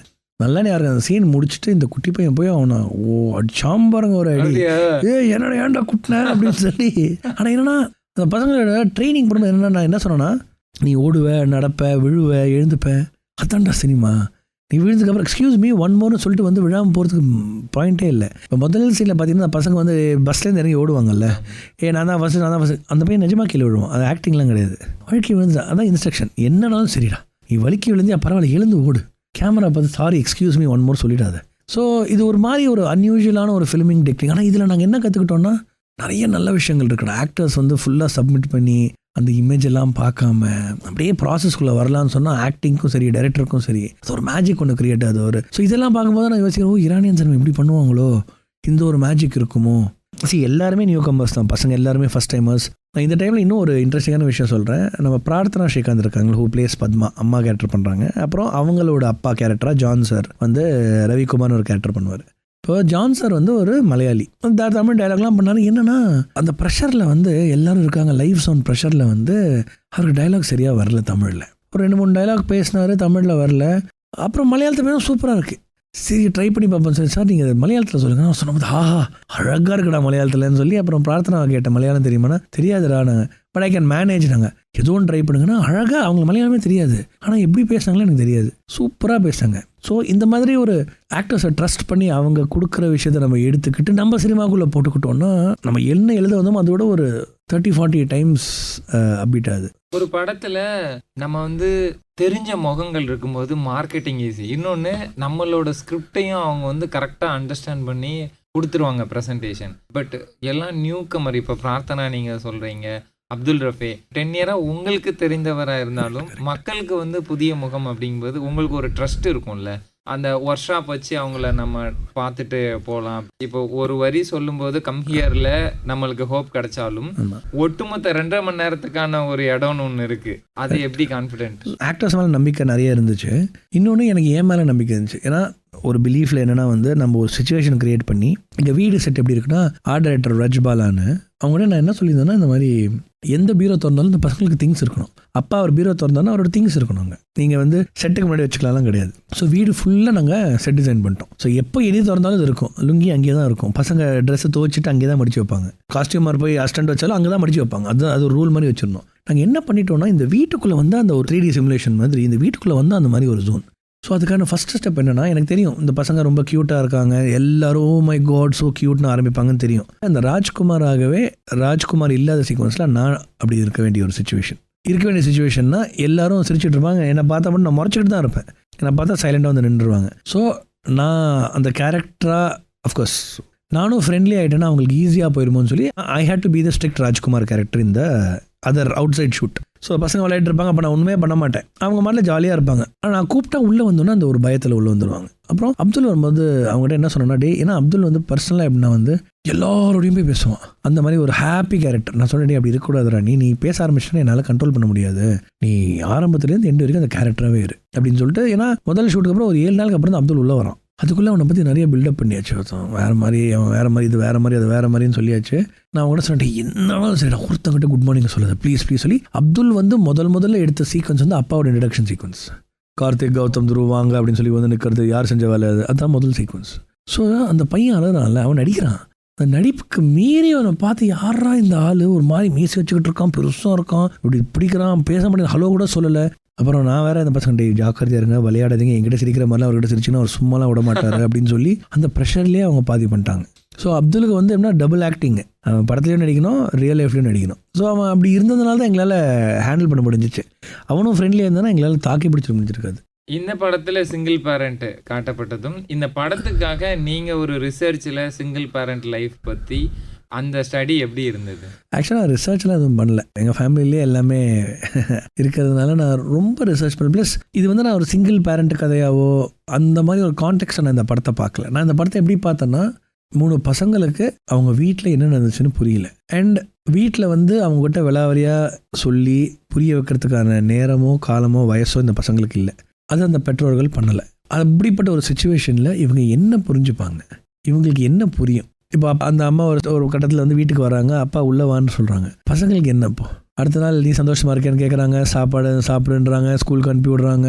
அப்போ என்ன, அது ஒரு வாழ்க்கை அவங்களுக்கு. அதுக்கப்புறம் ஒரு 2 நாளில் இல்லை எல்லாம் முடிஞ்சிச்சுன்னா அதையும் ஒத்துக்கிறாங்க. ஸோ நான் இது ஒரு சிங்கிள் பேரண்டிங் அந்த காமெண்ட்ரியாக நான் பார்க்கல. நான் என்ன பார்த்தேன்னா, நம்ம வளர்ந்து வர வயசில் நிறைய விஷயங்கள் புரியாமல் வளர்ந்துருப்போம். அந்த புரியாமல் வளர்ந்த காலத்தில் என்ன நடந்திருக்கலாம், இந்த புரியாத வந்த இந்த பசங்களுக்கு அவங்க மனநிலை என்னவாக இருக்கும், எதுவுமே புரியல. ஆனால் ஒரு டிசிஷன் எடுத்துக்கிட்டு ஒரு முடிவை எடுத்துகிட்டு அவங்க ஒரு பாதையை நோக்கி போகிறாங்க. அது அந்த முடிவு என்ன, அதுதான் இந்த ஃபில்மே. வாட் இஸ் த டிசிஷன், ஏன் இந்த டிசிஷன் எடுக்கிறாங்க, சரி, அது அவங்க எடுத்தாங்களா, அவங்கள எடுக்கப்பட்டதா, எடுக்க சொன்னதா, அது என்னவா இருந்தாலும் எண்டெல்லாம் அவங்களுக்கு எதுவுமே புரியல. என்ன நடக்குது, எது உண்மை, எது பொய். இப்போ நான் அதை ஆராய ஆரம்பித்தாலே அப்பாவுக்கு ஒரு கதை இருக்கும், அம்மாவுக்கு ஒரு கதை இருக்கும். அப்பா கிட்ட சொன்னால் அப்பாவுக்கு ஃபேவரபுளாக இருக்கும், அம்மா கிட்ட அம்மா ஃபேவரபுளாக இருக்கும். 2 பேரையும் உட்கார வச்சா வேற ஒரு கதை ஒன்று வரும். அப்போ நான் யார் அப்போ? ஸோ இந்த கேள்வி அதெல்லாம் எடுத்துக்கல. என்னன்னா அப்பாவோட பாயிண்ட் ஆஃப் வியூ அப்பாவோட பாயிண்ட் ஆஃப் வியூ, அம்மாவோட பாயிண்ட் ஆஃப் வியூ அம்மாவோட பாயிண்ட் ஆஃப் வியூ. இந்த குழந்தைங்களுக்கு என்ன ஒரு பாயிண்ட் ஆஃப் வியூ? சரி, இப்போ என்னதான் இருந்தாலும் நான் போய் கேட்க போகிறது இல்லை, அப்பா என்னாச்சு, அம்மா என்னாச்சு, கேட்கவும் மாட்டேன். ஏன்னா எந்த பையன் போய் கேட்பான் அதை? சரி, நம்ம கேட்கவும் முடியாது, ஜட்ஜும் பண்ண முடியாது. அது ஒரு வாழ்க்கை, அவ்வளோதான். மனிதர்கள் தானே, அவ்வளோதானே. ஸோ இந்த மாதிரி ஒரு சுச்சுவேஷன்ஸில் எனக்கு ஒரு புரிதல் இருக்குல்ல. இப்போ நான் அடல்ட்டாக புரிஞ்ச விஷயம் தான் நான் சின்ன பையனாக புரிஞ்சுக்கிட்டேன். எனக்கு அதுக்கு மேலே எந்த ஒரு புது புரிதலும் வரல. என்ன புரிதல் வந்ததுன்னா, ஹியூமன் பீயிங்ஸ் அப்படி தான். மனிதர்கள்னு பிறந்தாலே அவங்களுக்கு காம்ப்ளிகேஷன்ஸ் இருக்கும். அவங்க ஏன் அந்த முடிவு எடுக்கிறாங்கன்னு அவங்களுக்கு மட்டும் தான் தெரியும். நீங்கள் குழந்தைங்களை அடிக்கிறதாகவும் வச்சுக்கலாம், புரியல ஏன் அதுதான் மனுஷன் ஏன் அடிக்கிறான்னா, நான் அப்படி கெட்டவனா ஆயிடுவேனான்னு ஒரு யோசனையில் அடிக்கிறான். அடித்து முடிச்சா ஐயோ நான் அப்படி கிடையாது, என்னை மன்னிச்சிட்டு அங்கேயே கெஞ்சிறான். அதுதான் மனுஷன். இதுதான் நான் இதுவும் பண்ணுறேன், ஒரு செகண்டில் மாறிட்டு அதையும் பண்ணுறேன். இது என்னன்னு எனக்கே புரியல. என்ன காம்ப்ளெக்ஸில் நம்ம இதில் மாட்டிக்கிட்டு கிடக்கும், என்ன நம்ம நான் யார், ஸ்டெடியாக இருக்க முடியாதா? அப்படின்னா ஸ்டெடியாக இருந்தால் போர் அடிக்குமோ நம்ம வாழ்க்கை. இந்த ஒரு கன்ஃபியூஷன்லேயே இருந்து, அந்த ட்ராமாலேயே இருந்து நமக்குள்ளேயே போடுற போராட்டம் தான் லைஃபோ அப்படின்னு ஒரு கேள்வி வருது. சொல்ல பயமும் வருது. என்னடா இப்படிலாம் சொல்லிட்டேன், நிம்மதியாக இருப்போமேடா அப்படின்னு தோணுது. பட் இது சம்டைம்ஸ் நம்ம வெளில எக்ஸ்பிரஸ் பண்ணுறோம், சம்டைம்ஸ் உள்ளே போட்டு மூடிக்கிறோம். படம் நம்மளை இன்ஃப்ளூயன்ஸ் பண்ணும் அப்படிங்கிற ஒரு விஷயம் இருக்கும்ல. தனிமை ஒருவரை என்ன பண்ணும், இல்லை தனிமையை நம்ம எப்படி ஃபேஸ் பண்ணணும்? நான் தனிமையாக 2 மாதிரி பார்க்குறேன் சார். ஒன்று சம்டைம்ஸ் ரொம்ப பிடிக்கும், ரொம்ப பிடிக்கும்னா உலகத்தில் அதை விட ஒரு ஹாப்பியான ஃபீலிங் நான் இருந்ததே கிடையாது. சம்டைம்ஸ் ஒரு ஜாயிண்ட் ஃபேமிலி வேணும்னு ஆசை வரும். ஒரு 50 பேர் இருக்கணும்டா, எல்லாரும் வரணும்டா, கலகலன்னு இருக்கணும். அதை யோசிச்சுட்டே இருப்பேன், சொல்லிகிட்டு இருப்பேன் யாருக்கிட்டே. சம்டைம்ஸ் அம்மா கிட்ட, தம்பிக்கிட்ட, அண்ணங்கிட்ட ஏதாவது போல சொல்லிட்டு இருப்பேன். எல்லாரும் வரணும், ஒரே வீட்டில் இருக்கணும். சொல்லி முடிக்கிறதுக்குள்ளே தனிமையாக போயிருக்கணும்னு தோணுது. ஸோ இது நான் எப்படி ஃபீல் பண்ணேன்னா, நான் முதல்லலாம் ஊட்டியில் நாங்கள் தனியாக இருக்கிற டைமில் எங்களுக்கு தனிமையாக இருக்கும்னு தோணலை. ஏன்னா அதுதான் லைஃபு சிச்சுவேஷன், அப்போ தோணலை. அதுக்கப்புறம் ஹாஸ்டல் போனோம், ஃப்ரெண்ட்ஸ் பார்த்தோம், அதுக்கப்புறம் ஃப்ரெண்ட்ஸை மிஸ் பண்ண ஆரம்பித்தோம். இந்த மாதிரி இதெல்லாம் வந்துச்சு. பட் இப்போ கூட என்னென்னா, என்ன மாதிரி ஒருத்தனுக்கு தனிமையாக இருக்கும்போது நான் நிறைய படிப்பேன், நிறைய எழுதுவேன், படம் நிறைய பார்ப்பேன். ஸோ எனக்கு தனிமைங்கிறது தனிமை மாதிரி தோணாது மோஸ்ட் டைம்ஸ்க்கு. அதே மாதிரி இப்போ நான் நம்ம படம் ராட்டர்டாமில் செலக்ட் பண்ணும்போது நான் ஒரு 36 days யூரோப்பில் சோலோ தனியாக தான் இருந்தேன். தனியாக தான் ட்ராவல் பண்ணுவேன். இருப்பாங்க ஒரு 2-3 பேர், அந்த ஃபெஸ்டிவலில் தெரிஞ்சவங்க இருப்பாங்க, எப்பயாச்சும் மீட் பண்ணுவோம். பட் அந்த ஒரு தனிமையாக நானே ட்ராவல் பண்ணிட்டு போனது. ஏன்னா நான் அங்கே ராட்டர்டாம் அப்புறம் பெர்லினும் போனேன் தனியாக. அப்போ இருக்கிற அந்த தனிமை நான் ரொம்ப என்ஜாய் பண்ணேன். ஸோ ஒரு 99% நான் அந்த மாதிரி தனியாக ஐ கேன் டீல். இந்த 1% இருக்கும், அந்த 1% அந்த 99%ஓட ஸ்ட்ரென்த்து அந்த 1%க்கு. அப்போ என்ன தோணுன்னா, யாருமே இருக்க மாட்டாங்களா? எனக்கு நிறைய வாட்டி தோணும், ஏதாவது ஒரு ப்ராப்ளம் வரும்போது ஐயோ எங்கள் அப்பா கிட்ட பேசணும்னு தோணும், அம்மா கிட்ட சொல்லணும்னு தோணும். ஆனால் அந்த பழக்கம் இல்லை. ஸோ ஒரு மாதிரி அரைகுறையாக சொல்லுவேன். ஏதாவது அம்மா கிட்ட ஏதாவது பெண்ணாத்துற மாதிரி பெண்ணாத்திட்டு பாதி தான் சொல்லிட்டு கட் பண்ணிடுவேன். சரி, இன்னொன்று என்னென்னா, என் வாழ்க்கையில் சினிமா மட்டும் இல்லைனா 100% கம்ப்ளீட்டாக ஏதாவது ஒரு ட்ராஜடியில் தான் போய் முடிஞ்சிருக்கும் என் லைஃப். அதான் நீங்கள் வீடியோ அந்த மாதிரி கம்பெனி வச்சுருந்தீங்கல்ல. ஆமாம். இல்லை அதுவே இன்னொரு இடத்துல நீங்கள் கண்டிப்பாக இல்லை சினிமான்னு சொல்கிறது வீடியோ எடிட்டிங், அந்த ஒரு அவுட்லெட், ஒரு எக்ஸ்பிரஷனுக்கான ஒரு அவுட்லெட் இல்லாமல் இருந்துச்சுன்னா, இப்போ நான் வேறு ஏதாவது எக்ஸாம்பிள் வேறு ஏதாவது ஒன்று பண்ணியிருந்தேன்னா மேபி எனக்கு இந்த எக்ஸ்பிரஷன் இருந்துருக்கு. 9 to 6 ஸ்கூலில் கிரியேட்டிவிட்டி இருக்கிறது, ஒரு எக்ஸ்பிரஷன் இருக்குது, 4 பேர்கிட்ட பேசுறதுக்கான ஒரு ஆப்பர்ச்சுனிட்டி இருக்குது. இப்போ உங்கள்கிட்ட பேசும்போது நான் வீடியோ இன்டர்வியூஸ் தான் ஜாலியாக இருக்கும்னு நினச்சேன். நான் இந்த மாதிரி என்ஜாய் பண்ணதே கிடையாது. ரேடியோ இன்டர்வியூ ஜாலியாக இருக்குது, ஏன்னா யாரும் நம்மளை பார்க்கறதுக்கு இல்லை.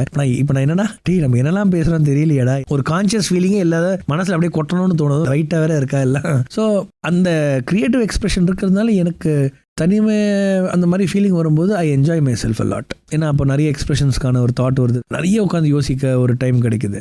பட் நான் சொல்கிறேன், அந்த 1% நிறைய வாடி நடந்திருக்கு. திடீர்னு உட்காந்துருக்கேன், ஏன்டா நம்ம ஃப்ரெண்ட்ஸ் எல்லாரும் இப்போ அப்பாயின்மெண்ட் வாங்க ஆரம்பிச்சிட்டோம் அப்படின்னு ஒரு யோசனை வந்துச்சு எனக்கு. முன்னெல்லாம் ஃப்ரெண்டு வீட்டுக்கு ஓடி போவோம், வாடா அப்படின்னு சொல்லுவோம், அவனும் வருவான், போவோம். இப்போ ஃபோன் பண்ணிட்டே மச்சான் ஃப்ரீயாக இருக்கேடான்னு கேட்கணும், இல்லைடா பிஸிடா நான் இதுடா. இப்போ எல்லாம் ஒரு அப்பாயிண்டட் வியூவிங் மாதிரி ஆயிடுச்சு.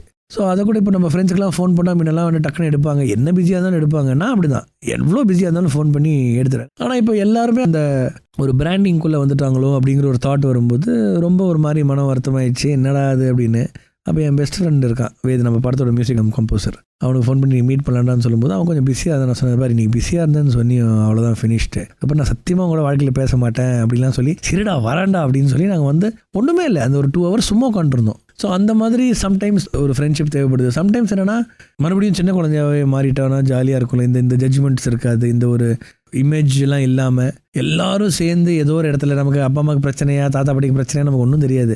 ஜாலியாக போய் எல்லாரும் ஒரு 20 பேர் ஒரு வீட்டில், சின்ன வீடாக இருந்தாலும் 20 பேர் இருந்து போய் ஏதோ ஒன்று தின்னுக்கிட்டு அப்படியே குழுன்னு உட்காந்துக்கிட்டு படம்லாம் பார்த்துக்கிட்டு அப்படி இருக்கலாமே அப்படிங்கிற ஒரு ஆசைலாம் வரும். பட் ஐ திங்க் அது இப்போதுக்கான ஒரு சுச்சுவேஷன் நினைக்கிறேன். ஏன்னா இப்போதுக்காக என்னால் டீல் பண்ண முடியுது தனியாக. இப்போது எங்கள் வீட்டிலே வந்து 2 டாக்ஸ் இருக்குது.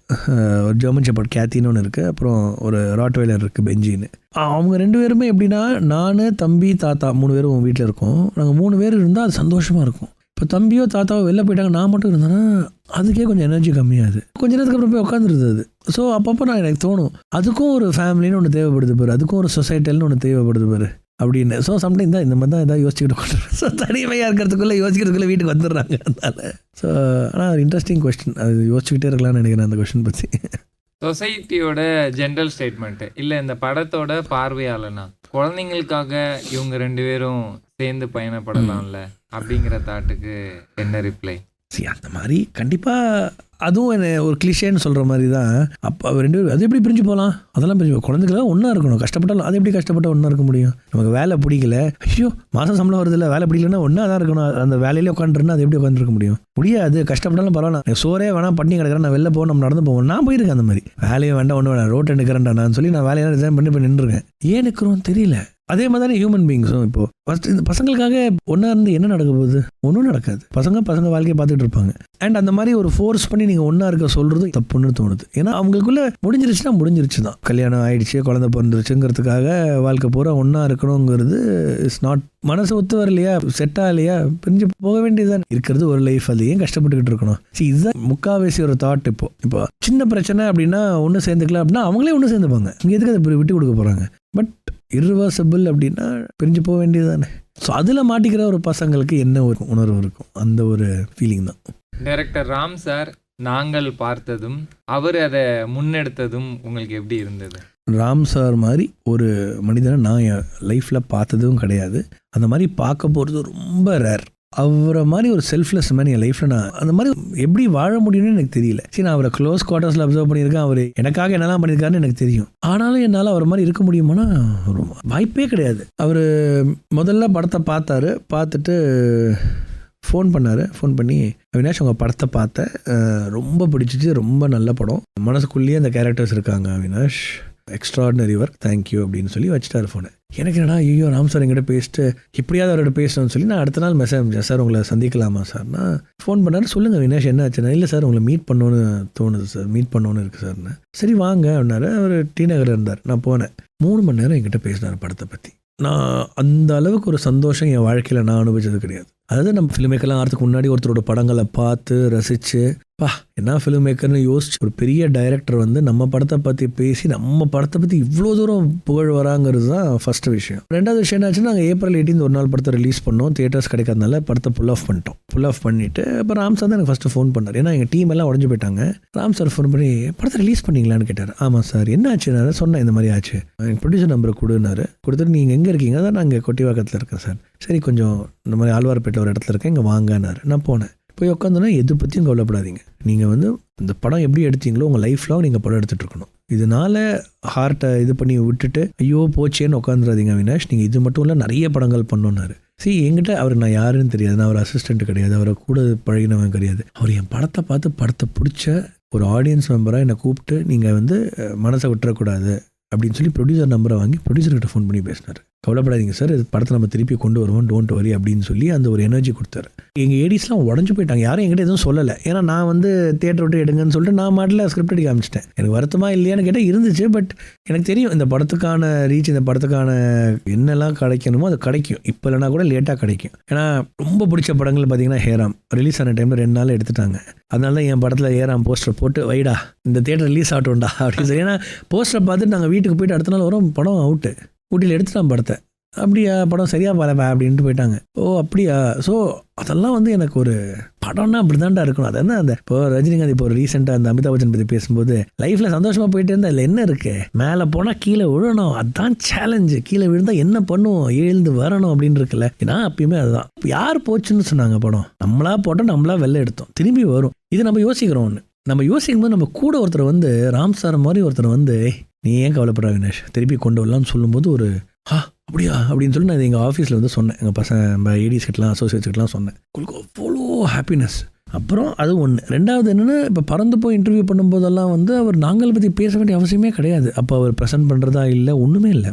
ஒரு இன்டர்வியூ 2 இன்டர்வியூவில் போகிற எல்லா இன்டர்வியூலையும் நாங்கள் பற்றி பேசினார். அந்த நாங்கள் பற்றி பேசி பேசி எங்கள் டீமுக்கு அப்படியே எனர்ஜி வந்துக்கிட்டே இருந்துச்சு. எல்லாம் முடிச்சுட்டு ப்ரொடியூசரும் ட்ரை பண்ணுறாரு, இப்படி என்ன மாதிரி டிஸ்ட்ரிபியூஷன் மாடல் பண்ணலாம், எப்படி பண்ணலாம், இது என்ன மேக்ஸிமம் ரீச் பண்ணலாம் அப்படின்னு சொல்லி பேசிக்கிட்டு இருக்கும்போது யார் ப்ரெசென்ட் பண்ணலான்னு ஒரு 2-3 ஆப்ஷன் ராம் சார் கிட்ட கேட்டோம். ராம் சார் நாங்கள் ஃபஸ்ட்டு போய் ராம் சார் சார் நீங்கள் ப்ரெசென்ட் பண்ணிட்டீங்களா, நம்ம பார்க்கலாம்ப்பா, ஆப்ஷன்ஸ் பார்ப்போம் அப்படின்னு சொல்லி கொஞ்சம் பேசினார். பட் ப்ரொடியூசருக்கு எங்களுக்கு இல்லைன்னா இந்த படத்தை வந்து தான் படம் மாதிரி எடுத்து எல்லாருக்கும் போட்டு காமிச்சு அதுக்கான ஒரு பாசிட்டிவ் ரெஸ்பான்ஸ் ராம் சார் தான் கொடுத்தாரு. ஸோ வந்து போய் கேட்டோம், சார் நீங்கள் பண்ணால் தான் சார் இது நியாயமாக இருக்கும்னா, அப்படியான சார் என்ன சார் நீங்கள் அப்படியானு கேட்குறீங்க, நீங்கள் மட்டும் சப்போர்ட் பண்ணலன்னா அந்த படத்தை ரிலீஸே பண்ணியிருக்க முடியாது, அதுக்கான சக்தி இருந்திருக்காது.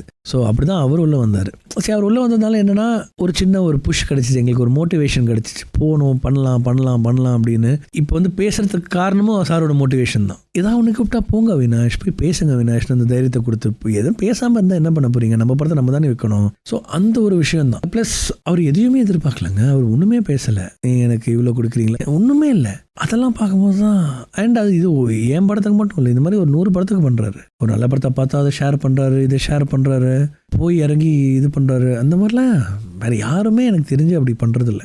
ஸோ அது ஒரு பெரிய லேர்னிங் என் லைஃப்பில் வந்து. சரி, நம்ம ஓகே இப்போது நியூ கமராக இருக்கலாம், நாளைக்கு ஒரு 10 இயர்ஸில் நமக்குன்னு ஒரு பேர், ஒரு ஸ்டேட்டஸ்னு ஒன்று வந்துச்சுன்னா இதை மறந்துடக்கூடாது. ஃபஸ்ட்டு சினிமா, அதுக்கப்புறம் வேறு எல்லாமே. அந்த ஒரு ஃபீலிங் அவர்கிட்டேருந்து தான், ராம் சார்கிட்டேருந்து தான் கிடச்சிச்சு. டேரக்டருக்கும் ஃபிலிம் மேக்கருக்கும் இருக்கிற டிஃப்ரெண்ட்டில் நாங்கள் வந்து ஃபிலிம் மேக்கரோட மூவி அப்படின்னு சொல்லலாம். பட் நீங்கள் இதை சேல் அப்படிங்கிற ஒரு பர்பஸில் யோசிக்கிறீங்கன்னா, அந்த அப்பா பசங்களுக்கு வந்து சோறு ஊட்டி விடுற இடம், அந்த ரேங்க் கார்டு இடம், ஸ்கூலில் இன்னொருத்தர் வேலையை விட்டு போகிறாரு அப்படிங்கும்போது பையனை இங்கே வச்சுக்கிட்டு பேசுகிற இடம்ட்டுன்னு நிறைய இடங்கள் நினச்சிருந்தா காமெடியை அப்படியே தூவி இருக்க முடியும். இன்னைக்கு வந்து தியேட்டரில் வந்து காமெடி அப்படிங்கிறது கதையை தாண்டி கதைக்கு ரெலவெண்ட்டாக இல்லைனாலும் காமெடிங்கிறதன் மூலமாக உள்ளே இழுக்க முடியும். அப்படி இருக்கும்போது எழுத நீங்கள் உட்காரும்போது ஃப்ரெண்ட்ஸு சர்க்கிள்லையோ இல்லை உங்கள் மைண்ட் செட்லேயோ இந்த கதையும் பேசப்படணும், வியாபாரமாகவும் இது நம்மளுக்கு ரிட்டர்ன் வரணும். ஸோ காமெடி அங்கங்கே தூவலாம். அது இருந்தும் அது அங்கே நீங்கள் வந்து அந்த இன்டென்ஸில் போனால் போதும் அப்படின்னு ஒரு விஷுவல் இருக்குல்ல, அந்த ஜட்ஜ்மெண்ட் எப்போ எடுத்தீங்க? எழுதும்போது, ஏன்னா இது என்னோட கதை, என் வாழ்க்கையில் நடந்த கதை, இதை நான் வந்து காமெடி ஆக்கி கொச்சப்படுத்திட்டேன்னா என் வாழ்க்கை என்னங்கிற ஒரு கேள்வி எனக்கே வந்துச்சு. நேச்சுரலாக சில இடத்துல இருந்து கன்ஃபியூஷன் வரும்போது அது எங்கள் வாழ்க்கையில் அப்படி தான் சரி போனாங்க. ஆனால் இப்போ நான் இந்த கதையை வந்து முதல்ல அப்பா அடிக்கிறார்ல பையன் க்ளோஸ்அப்பில், இப்படி தான் அடி வாங்கிட்டே இருப்பேன். ஆனால் எங்களுக்கெல்லாம் பரவாயில்ல, 4 வாட்டி அடிப்போம், அதுக்கப்புறம் நாங்கள் மட்டும் ஜாலியாக இருப்போம். இப்படி நான் படம் பண்ணியிருந்தேன் வைங்களேன், நீங்கள் சொன்ன மாதிரி வியாபார ரீதியாக கொஞ்சம் நல்லா போயிருக்கும். ஒரு சாங் போட்டிருக்கலாம். ஊட்டிலேருந்து வரும்போது நிறைய பேர் ஒரு சாங் போடுங்க, நல்லா டிங்கு டிங்குன்னு நல்லா க்யூட்டாக ஒரு சாங் போடுங்க.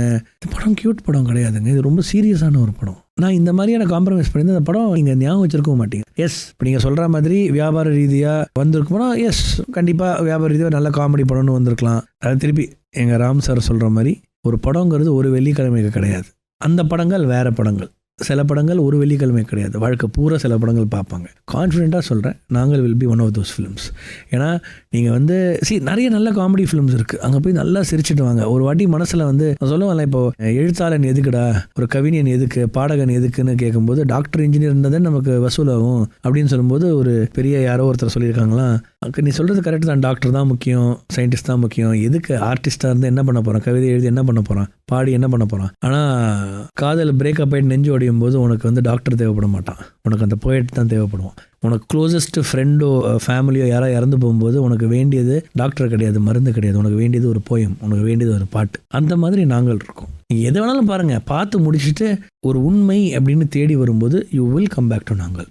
நாங்கள் பிடிக்கலன்னு சொன்னவங்க கூட நான் திருப்பி சொல்கிறேன், ஏதோ ஒரு டைமில் அங்கே திருப்பி போவாங்க. இந்த படம் அந்த ஒரு ஃப்ரைடேக்கான படம் கிடையாது, இது வந்து வாழ்க்கை பூரா எங்கேயாவது இடத்துல வந்துக்கிட்டே இருக்கும். அதில் நான் ரொம்ப கான்ஃபிடென்ட். இப்போ என்னடா ஓவர் கான்ஃபிடென்ட்டாக சொல்கிறேன் அப்படின்னு கிடையாது. ஏன்னா உண்மையாக சொல்கிறேன், என் கான்ஷியஸ்லேருந்து நான் இந்த படத்தை எடுக்கல, என் சப்கான்ஷியஸ்லேருந்து வந்த படம் அது. என் கான்ஷியஸ்னால் எனக்கு ஒரு அறிவுங்கிறது இவ்வளோதான் இருக்குங்கிறது, எனக்கு ஒரு அளவீடு ஒன்று இருக்குது, இவ்வளோதான் நம்ம, இதுக்கு மேலே நம்ம கிடையாது, இது கீழே நம்ம கிடையாது, நம்ம இந்த ஒரு பேசிக்ஸில் இங்கே இருக்கோம் அப்படின்னு எனக்கு ஒரு, நம்ம இவ்வளோதான்டா, ரொம்ப அதிக அழிவும் கிடையாது, நடுவில் எங்கேயோ இருக்கும், எனக்கு அது தெரியும், நான் எங்கே இருக்கேன்னு எனக்கு தெரியும். இந்த படத்தை பார்க்கும்போது நான் அங்கே இல்லை, இந்த படத்தை எடுக்கிறதுக்கான ஒரு மெச்சூரிட்டிலையோ ஒரு பிரெயின் கெப்பாசிட்டியிலோ நான் இல்லை.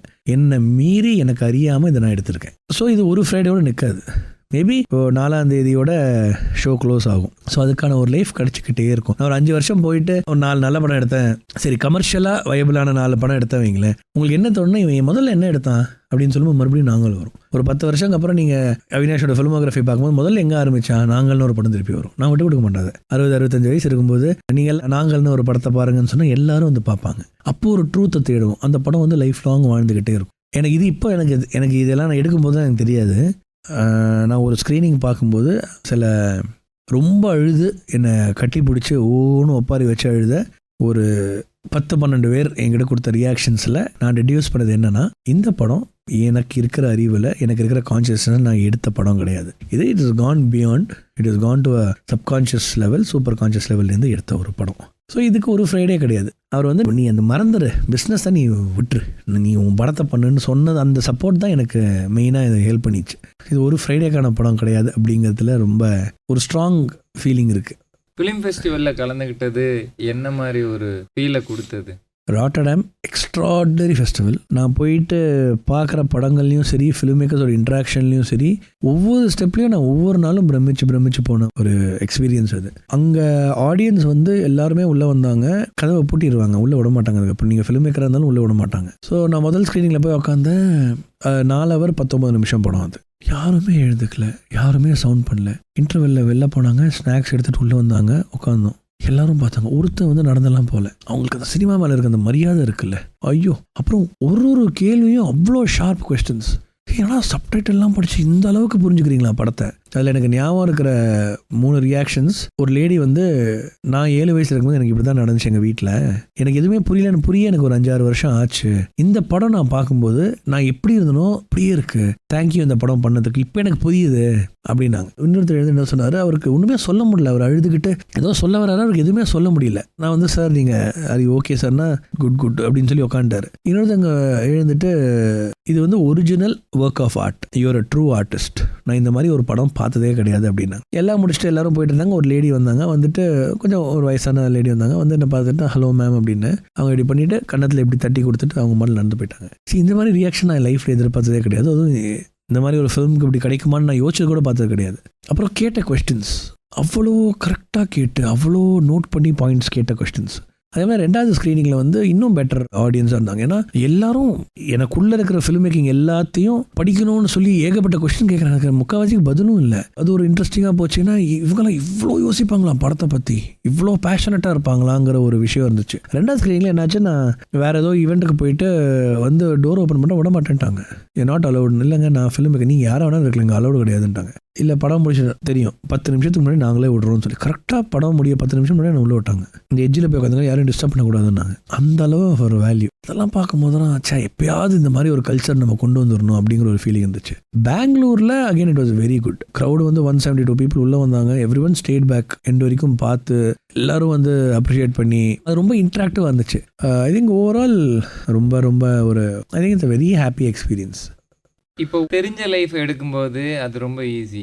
இன்னொரு ஜேனர் நம்ம ஷிஃப்ட் ஆகும்போது அது பற்றின ரிசர்ச் எப்படி இருக்கும், இல்லை அதை பற்றின டிஸ்கஷன் எப்படி இருக்கும்? சார், இப்போ என்னோட ரைட்டிங் ப்ராசஸ் நான் யார்கிட்ட எதுவும் டிஸ்கஸ் பண்ண மாட்டேன் சார். நம்ம ஃபுல்லாக பவுண்ட் எழுதிடுது. பவுண்ட் ஒரு டிராஃப்ட் எழுதி முடிச்சுட்டு அது ஒரு 5-6 டிராஃப்ட் கரெக்ஷன் பண்ணிவிட்டு அதை ஃப்ரெண்ட்ஸ் கிட்ட சர்க்குலேட் பண்ணிவிட்டு, நீங்கள் கொடுக்க வேண்டிய ஒப்பீனியன் எனக்கு எழுதி கொடுன்னு சொல்லுவோம். அதில் 4 பேர் எழுத மாட்டாங்க. அப்படின்னா என்ன அர்த்தம்னா, உங்களுக்கு அதில் ஈடுபாடு இல்லைன்னு தெரியும். எழுதி கொடுக்குற 4 பேரோட கமெண்ட்ஸ் எடுத்துக்க வேண்டியது. அதுக்கப்புறம் நான் ஒரு 4 பேருக்கு போய் நரேட் பண்ண வேண்டியது. அவங்க கொடுக்குற கமெண்ட்ஸ் எடுத்துக்க வேண்டியது. இப்படி தான் என் ப்ராசஸ். எனக்கு என்னன்னா, ஒரு 5 பேர் சேர்ந்து ரூம் போட்டு யோசிச்சோன்னா எனக்கு என்ன பயம்னா, யாராவது காப்பி அடிச்சசின்னு சொல்லிட்டாங்கன்னா நமக்கு நல்லா இருக்குன்னு எழுதிடுவோம். எல்லாம் படித்து நம்மளால் பார்க்க முடியாது. திடீர்னு கொரியன் படத்தை காப்பினா நீங்கள் என்ன பண்ணுவீங்க? ஸோ நான் அதுலேயே ரொம்ப எனக்கு ஈடுபாடே கிடையாது. நம்மளாம் ஒரிஜினலாக எழுதுவோம், எதுவும் காப்பி அடிக்காமல் ஒரிஜினலாக எழுதணுங்கிறது தான் ஆசை. ஸோ நான் இப்போ என்ன பண்ணுறேன்னா, இப்போ என்னோட செகண்ட் ஃபிலிம் வந்து பயங்கரமான ஒரு ஆக்ஷன் ஃபிலிம். அது செகண்டோ தேர்டோ அது எப்படி வரும், அது உலகம் எப்படி பிளான் பண்ணுதோ அப்படி பிளான் வாங்கிக்கும். ஸோ அந்த கதையை வந்து லைஃப்க்கான எந்த ஒரு விஷயமும் கிடையாது, கம்ப்ளீட்லி நியூ. ஆனால் என்னென்னா, இப்போ நீங்கள் சொன்ன தனிமை இருக்குல்ல, அந்த படத்தில் நிறையா இருக்கும். Exploring loneliness.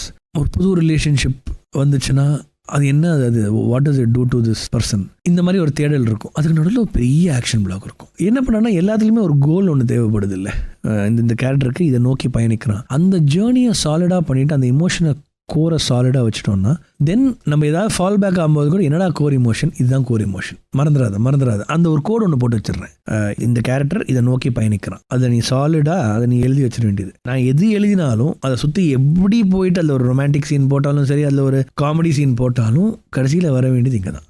சேம் லைக் நாங்கள் என்னதான் பிரச்சனையாக இருந்தால் அந்த பசங்க வந்து காமெடி பண்ணுறாங்க, ஆனால் இதுதான் அவங்க கோர். அந்த கோரில் என்ன எழுதி வச்சிட வேண்டியது. நான் என்ன பண்ணுறேன், அது முடிஞ்ச அளவுக்கு அந்த கோரை நான் பிலீவ் பண்ண ஆரம்பிக்கிறேன். ஸோ அந்த கோரில் எல்லாமே ஹியூமன் இமோஷன்ஸ் தான். எக்ஸாம்பிள் நான் எழுதுகிற இப்போ அதில் வந்து ஒரு லாஸ் ஆஃப் ஒரு கேரக்டர் இருக்குது. மேபி எனக்கு அந்த கேரக்டர் லாஸ் ஆகிருக்க மாட்டாங்க என் லைஃப்பில், பட் நான் என் நாயை இழந்திருக்கேன்ல, அந்த ஃபீலிங்கை நான் இது கொடுத்துட்றேன். ஸோ என்ன ஆகுதுன்னா அந்த லைன் ஆனஸ்ட்டாக இருக்குது. ஸோ நான் எங்கே போனால் எப்படி பண்ணாலும் எனக்கு அந்த ஆனஸ்ட் இந்த கேரக்டர் இதை தான் ஃபீல் பண்ணுறான், அதுக்குள்ளே ஒரு இதாகிடுது. ரெண்டாவது என்னன்னா, நான் எந்த மாதிரி ஒரு கேரக்டர்னா, எனக்கு உங்கள் சோகம் ரொம்ப புரியும், ஏன்லாம் எனக்கு தெரியாது. இப்போ நீங்கள் என்ன சோகம் சொன்னாலும் உங்கள் சோகம் என் சோகம் ஆயிரும். உங்கள் சோகத்துக்குள்ளே நான் வந்து ஒரு பார்ட்டாகி அதை நான் அப்படியே ஃபுல்லாக எடுத்துருவேன். அந்த மாதிரி சின்ன வயசுலேயே எனக்கு எப்படி தான். அதான் சொல்கிறேன், மேபி லக்கி இதெல்லாம் வரதுனால தான் எனக்கு சினிமான்னு ஒரு ஆசை இருக்குது. ஸோ நான் இப்போ இன்னொரு கதை, இன்னொரு ஃபேமிலி காமெடி ஒன்று எழுதி வச்சிருக்கேன். அதுவும் எல்லாம் இதாகிடுச்சு.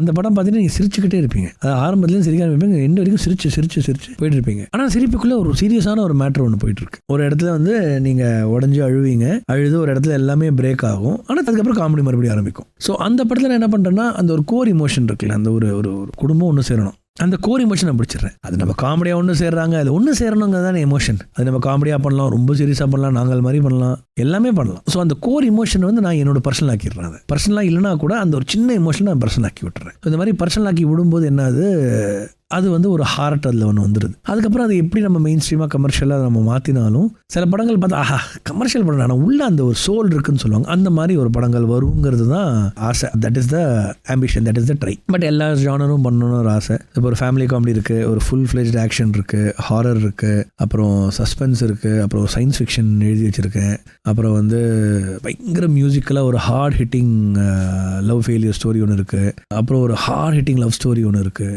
எல்லாமே மல்டிபிள் ஜானர்ஸில் மல்டிபிள் இமோஷன்ஸ், அந்த ஒரு ஃபீலிங் தான். இந்த மாதிரி இப்போது நான் ஹைதராபாத்தில் 2 வீக்ஸ் முன்னாடி இருக்கும்போது என்னாச்சு, ஒரு நாள் நைட் வந்து எங்கேயோ ஃப்ரைட் ரைஸ் சாப்பிட்டுட்டு இருந்தேன், நானும் அசோசியேட் கேமராமேன் அனீஷும். அப்போ ஒரு குட்டி பையன் வந்து அண்ணா ஃபோன் கிடைக்குமா மாஸ்க் போட்டு கேட்குறான். பயந்துட்டோம். திடீர்னு ஒரு பையன் வரான், ஃபோன் கேட்குறான், எடுத்துகிட்டு போயிட்டேன்னு. என்னன்னா அந்த சின்ன ஒரு ஜட்ஜ்மெண்ட் ஒன்று வரும்ல. ஸோ என்னாச்சு, நாங்கள் புரியாத மாதிரி நாங்கள் கீழே பார்த்துட்டோம், பக்கத்தில் ஒருத்தர் இருந்தேன் அப்படின்னாரு. எனக்கு அவன் சொல்லும்போது ஒரு மாதிரி ஆயிடுச்சு, சார் அப்படிலாம் சொல்லாதீங்க சார், விட்டுருங்க சார் பாவம். அப்புறம் அவன் நடந்து போயிட்டு அங்கே போய் மாஸ்க் காட்டுறான். சின்ன பையன், ஒரு 16-17 வயசு தான் இருப்பான். ஆனால் ஃபோன் கொடுங்கன்னா லேண்ட்லைன் கொடுத்தாங்க. அவன் வீட்டுக்கு ஃபோன் பண்ணாமல் அவன் வரத்துக்கு எனக்கு ஒரு 1 hour ஆகும், நான் வரேன், டயர்டாக இருக்கேன் அப்படின்னா. அவன் அந்த கடைக்காரர் வந்து டீ சாப்பிட்றேன், என்கிட்ட காசு இல்லைனா, இல்லை டீ சாப்பிடு அப்படின்னாரு. டீ குடித்தான். எனக்கு அந்த பையன் மூஞ்சி பார்த்தோன்னே எனக்கு ஒரு சின்ன ஏதோ ஒரு ஃபீல், என்னடா அது இப்படி நம்ம இப்படி போன்னு சொல்லிட்டானே அப்படின்னு சொல்லி எனக்கு ஒரு மாதிரி ஆயிடுச்சு. பையனை கூப்பிட்டு, தம்பி சாப்பிட்றியா, தெலுங்குல தின்பிஸ்தாரான்னு கேட்டான். தின்பிஸ்தாரானா, அண்ணா நீங்கள் வாங்கி தரீங்களா, பரவாயில்லடா என்ன வேணுமோ சாப்பிட்டு கூட, ஃப்ரைட் ரைஸ் ஓகே அண்ணா, சிக்கன் சாப்பிட்றியா, ஓகேண்ணா, நான் ஒரு சிக்கன் ஃப்ரைட் ரைஸ் தம்பி கொடுங்க அப்படின்னு. சாப்பிட்டு முடிச்சுட்டு நான் போய் பில்லு கட்டிகிட்டு இருந்தேன். அந்த பையனை பார்த்தேன், அவன் சாப்பிட்டுட்டு இருந்தான். அவனுக்கு ஒரு தண்ணி பாட்டில் ஒன்றுமே இல்லை. சரி ஒரு தண்ணி பாட்டில் கொடுத்துட்டு, ஆனால் வேண்டான்னு சொல்கிறான். டேய் பரவாயில்லடா சாப்பிட்றான்னு சொல்லும்போது, ஆனால் அங்கே பாருங்கண்ணா அது என் சைக்கிள்னா. சைக்கிள் பார்த்து சூப்பராக இருக்கடாண்ணா, அது 30,000 ரூபா சைக்கிள்ண்ணா, எங்கள் அம்மா வாங்கி கொடுத்துருக்கேன், ஒரு சைக்கிளிஸ்ட்டு, ப்ராக்டிஸ் பண்ணுறேண்ணா. ப்ராக்டிஸ் பண்ணும்போது எனக்கு ரொம்ப டயர்டாகிடுச்சுண்ணா, எனக்கு அதனால எனக்கு தண்ணி கிணி எல்லாம் முடிஞ்சு போயிடுச்சு, அதான் நான் வந்து உட்காந்துட்டேன்னா அப்படின்னா. எனக்கு அது கேட்கும்போது ஒரு மாதிரி ஆயிடுச்சு. அவன் வந்து அண்ணா நான் லைஃப் லாங் மறக்க மாட்டேன், உங்களா லைஃப் லாங் எப்படிலாம் சொல்லாதடா, விடுறான்னா, நான் ரொம்ப தேங்க்ஸ்னா அவ்வளோ சந்தோஷமாக அந்த தண்ணி பாட்டில் வச்சுட்டு ஏறி போகிறான். அப்போது எனக்கு என்ன ஆகுதுன்னா, நான் யோசிச்சுட்டே இருக்கேன். அப்புறம் என்னோட அனீஷ் கிட்ட சொல்கிறேன், இந்த மாதிரி எனக்கு ஒரு டைமில் நான் வேலை செஞ்சுட்டு இருந்த டைம் தான், சம்பளம் எல்லாத்தையும் செலவு பண்ண டைமில் தாம்பரம் ஸ்டேஷனில் இறங்கி வரேன், கையில் காசு இல்லை, அக்கௌண்ட்டில் காசு இல்லை, வீட்டுக்கு போனோம். அன்றைக்கி என்னத்தில் ரொம்ப ஷூட்டோ 2 நாளைக்கு ஒர்க் இருக்குது, எனக்கு காசு இல்லை. வீட்டில் போயிட்டு நான் இறங்கி ஒரு 500 ரூபா கொடுன்னா வீட்டில் ஒரு மாதிரி தப்பாக எடுத்துப்பாங்க, ஏன்னா அது வந்து 500 ரூபா கேட்குற அப்படின்னு. என்ன பண்ணதுன்னு நடந்து போகிறேன், 1 ரூபா இல்லை. அப்படி சம்பளம் வர டே அன்றைக்கி போயிட்டு பார்க்குறேன், சம்பளமே இல்லை. எனக்கு ரொம்ப மயக்கம் வருது, தண்ணி சாப்பிடணும், உண்மையே காசு இல்லை, எதுவுமே இல்லை. நடந்து போயிட்டே இருக்கேன். ஒரு இடத்துல போயிட்டு நான் கேட்குறேன், நான் ஃபோன் தரீங்களா, ஏன்னா தம்பிக்கிட்ட ஃபோன் பண்ணுறேன்னா, டேய் ஒரு 300 rupees எடுத்து வைக்க முடியுமாடா, நான் டாக்ஸிலையோ இதுலையோ வரேன்டா அப்படின்னு கேட்கணும். போய் கேட்குறேன், அப்படின்னு அனுப்பிச்சு விட்டான். எனக்கு என்ன சொன்னா, நம்மள இப்படி ஏதோ ஒரு வியாதியாக பார்த்த மாதிரி என்னை இப்படி அப்படின்னு துப்பிட்டு தள்ளி விட்டானேன்னு ரொம்ப ஃபீல் பண்ணேன். அப்போ என்னன்னா, நான் அந்த ஃபீலை யோசிக்கும் போது அனீஷ் சொல்கிறான், சரி நானும் அப்படி தான் சார், என்கிட்ட காசு இல்லை, அப்போ நான் வந்து பஸ்ஸை பிடிச்சி எர்ணாகுளம்லேருந்து கொச்சின் போயிட்டு நான் கிளாஸ் அட்டன் பண்ணி நைட்டு வருவேன், ஏன்னா பஸ் பாஸ் இருக்கும், எனக்கு தங்க இடம் இல்லை. ஸோ இது மாதிரி யோசிக்கும்போது அப்போ நான் யோசிப்பேன், அந்த பையனுக்கு எப்படி இருந்திருக்கும்ல அப்படின்னு யோசிக்கும்போது இப்படி தான் நான் எமோஷனல் கனெக்ட் ஆகிடுவேன். ஸோ என்ன அறியாமையே நான் அவன் லைஃப்குள்ளே போயிட்டு ஏதோ இருக்கிற பையன் வந்து ஃபோன் கேட்குறான், நம்ம எப்படி எவ்வளோ ஈஸியாக அப்படின்னு சொல்லி அவனை துரத்தி விட்டாங்களே அப்படிங்கிற அந்த ஃபீல் ஒன்று வரும். அது வரும்போது என்ன பண்ணுவோம், அதை அப்படியே ப்ரிசர்வ் பண்ணிப்பேன். இது ஃபீலிங்டா, இது வச்சுக்கோ இது விட்டுறாத அப்படின்னு. ஸோ இப்போ என்னது, நாளைக்கு ஏதாவது ஒரு சுச்சுவேஷன் வரும்போது இந்த மாதிரி ஒரு கதை ஒன்று வரும், அதை பிடிச்சி அப்படியே அதை பிளாக் பண்ணி உள்ளே வச்சுக்க வேண்டியது. அப்போ என்ன கூட நம்ம நாளைக்கு ஒரு கதை எழுதும்போது எமோஷனலாக எப்படி கனெக்ட் ஆகும் தெரியாது. எனக்கு இப்போ அந்த பையன் யாருன்னு தெரியாது, அன்றைக்கி நைட்டெல்லாம் எனக்கு அழுதுகிட்டே இருக்கேன்.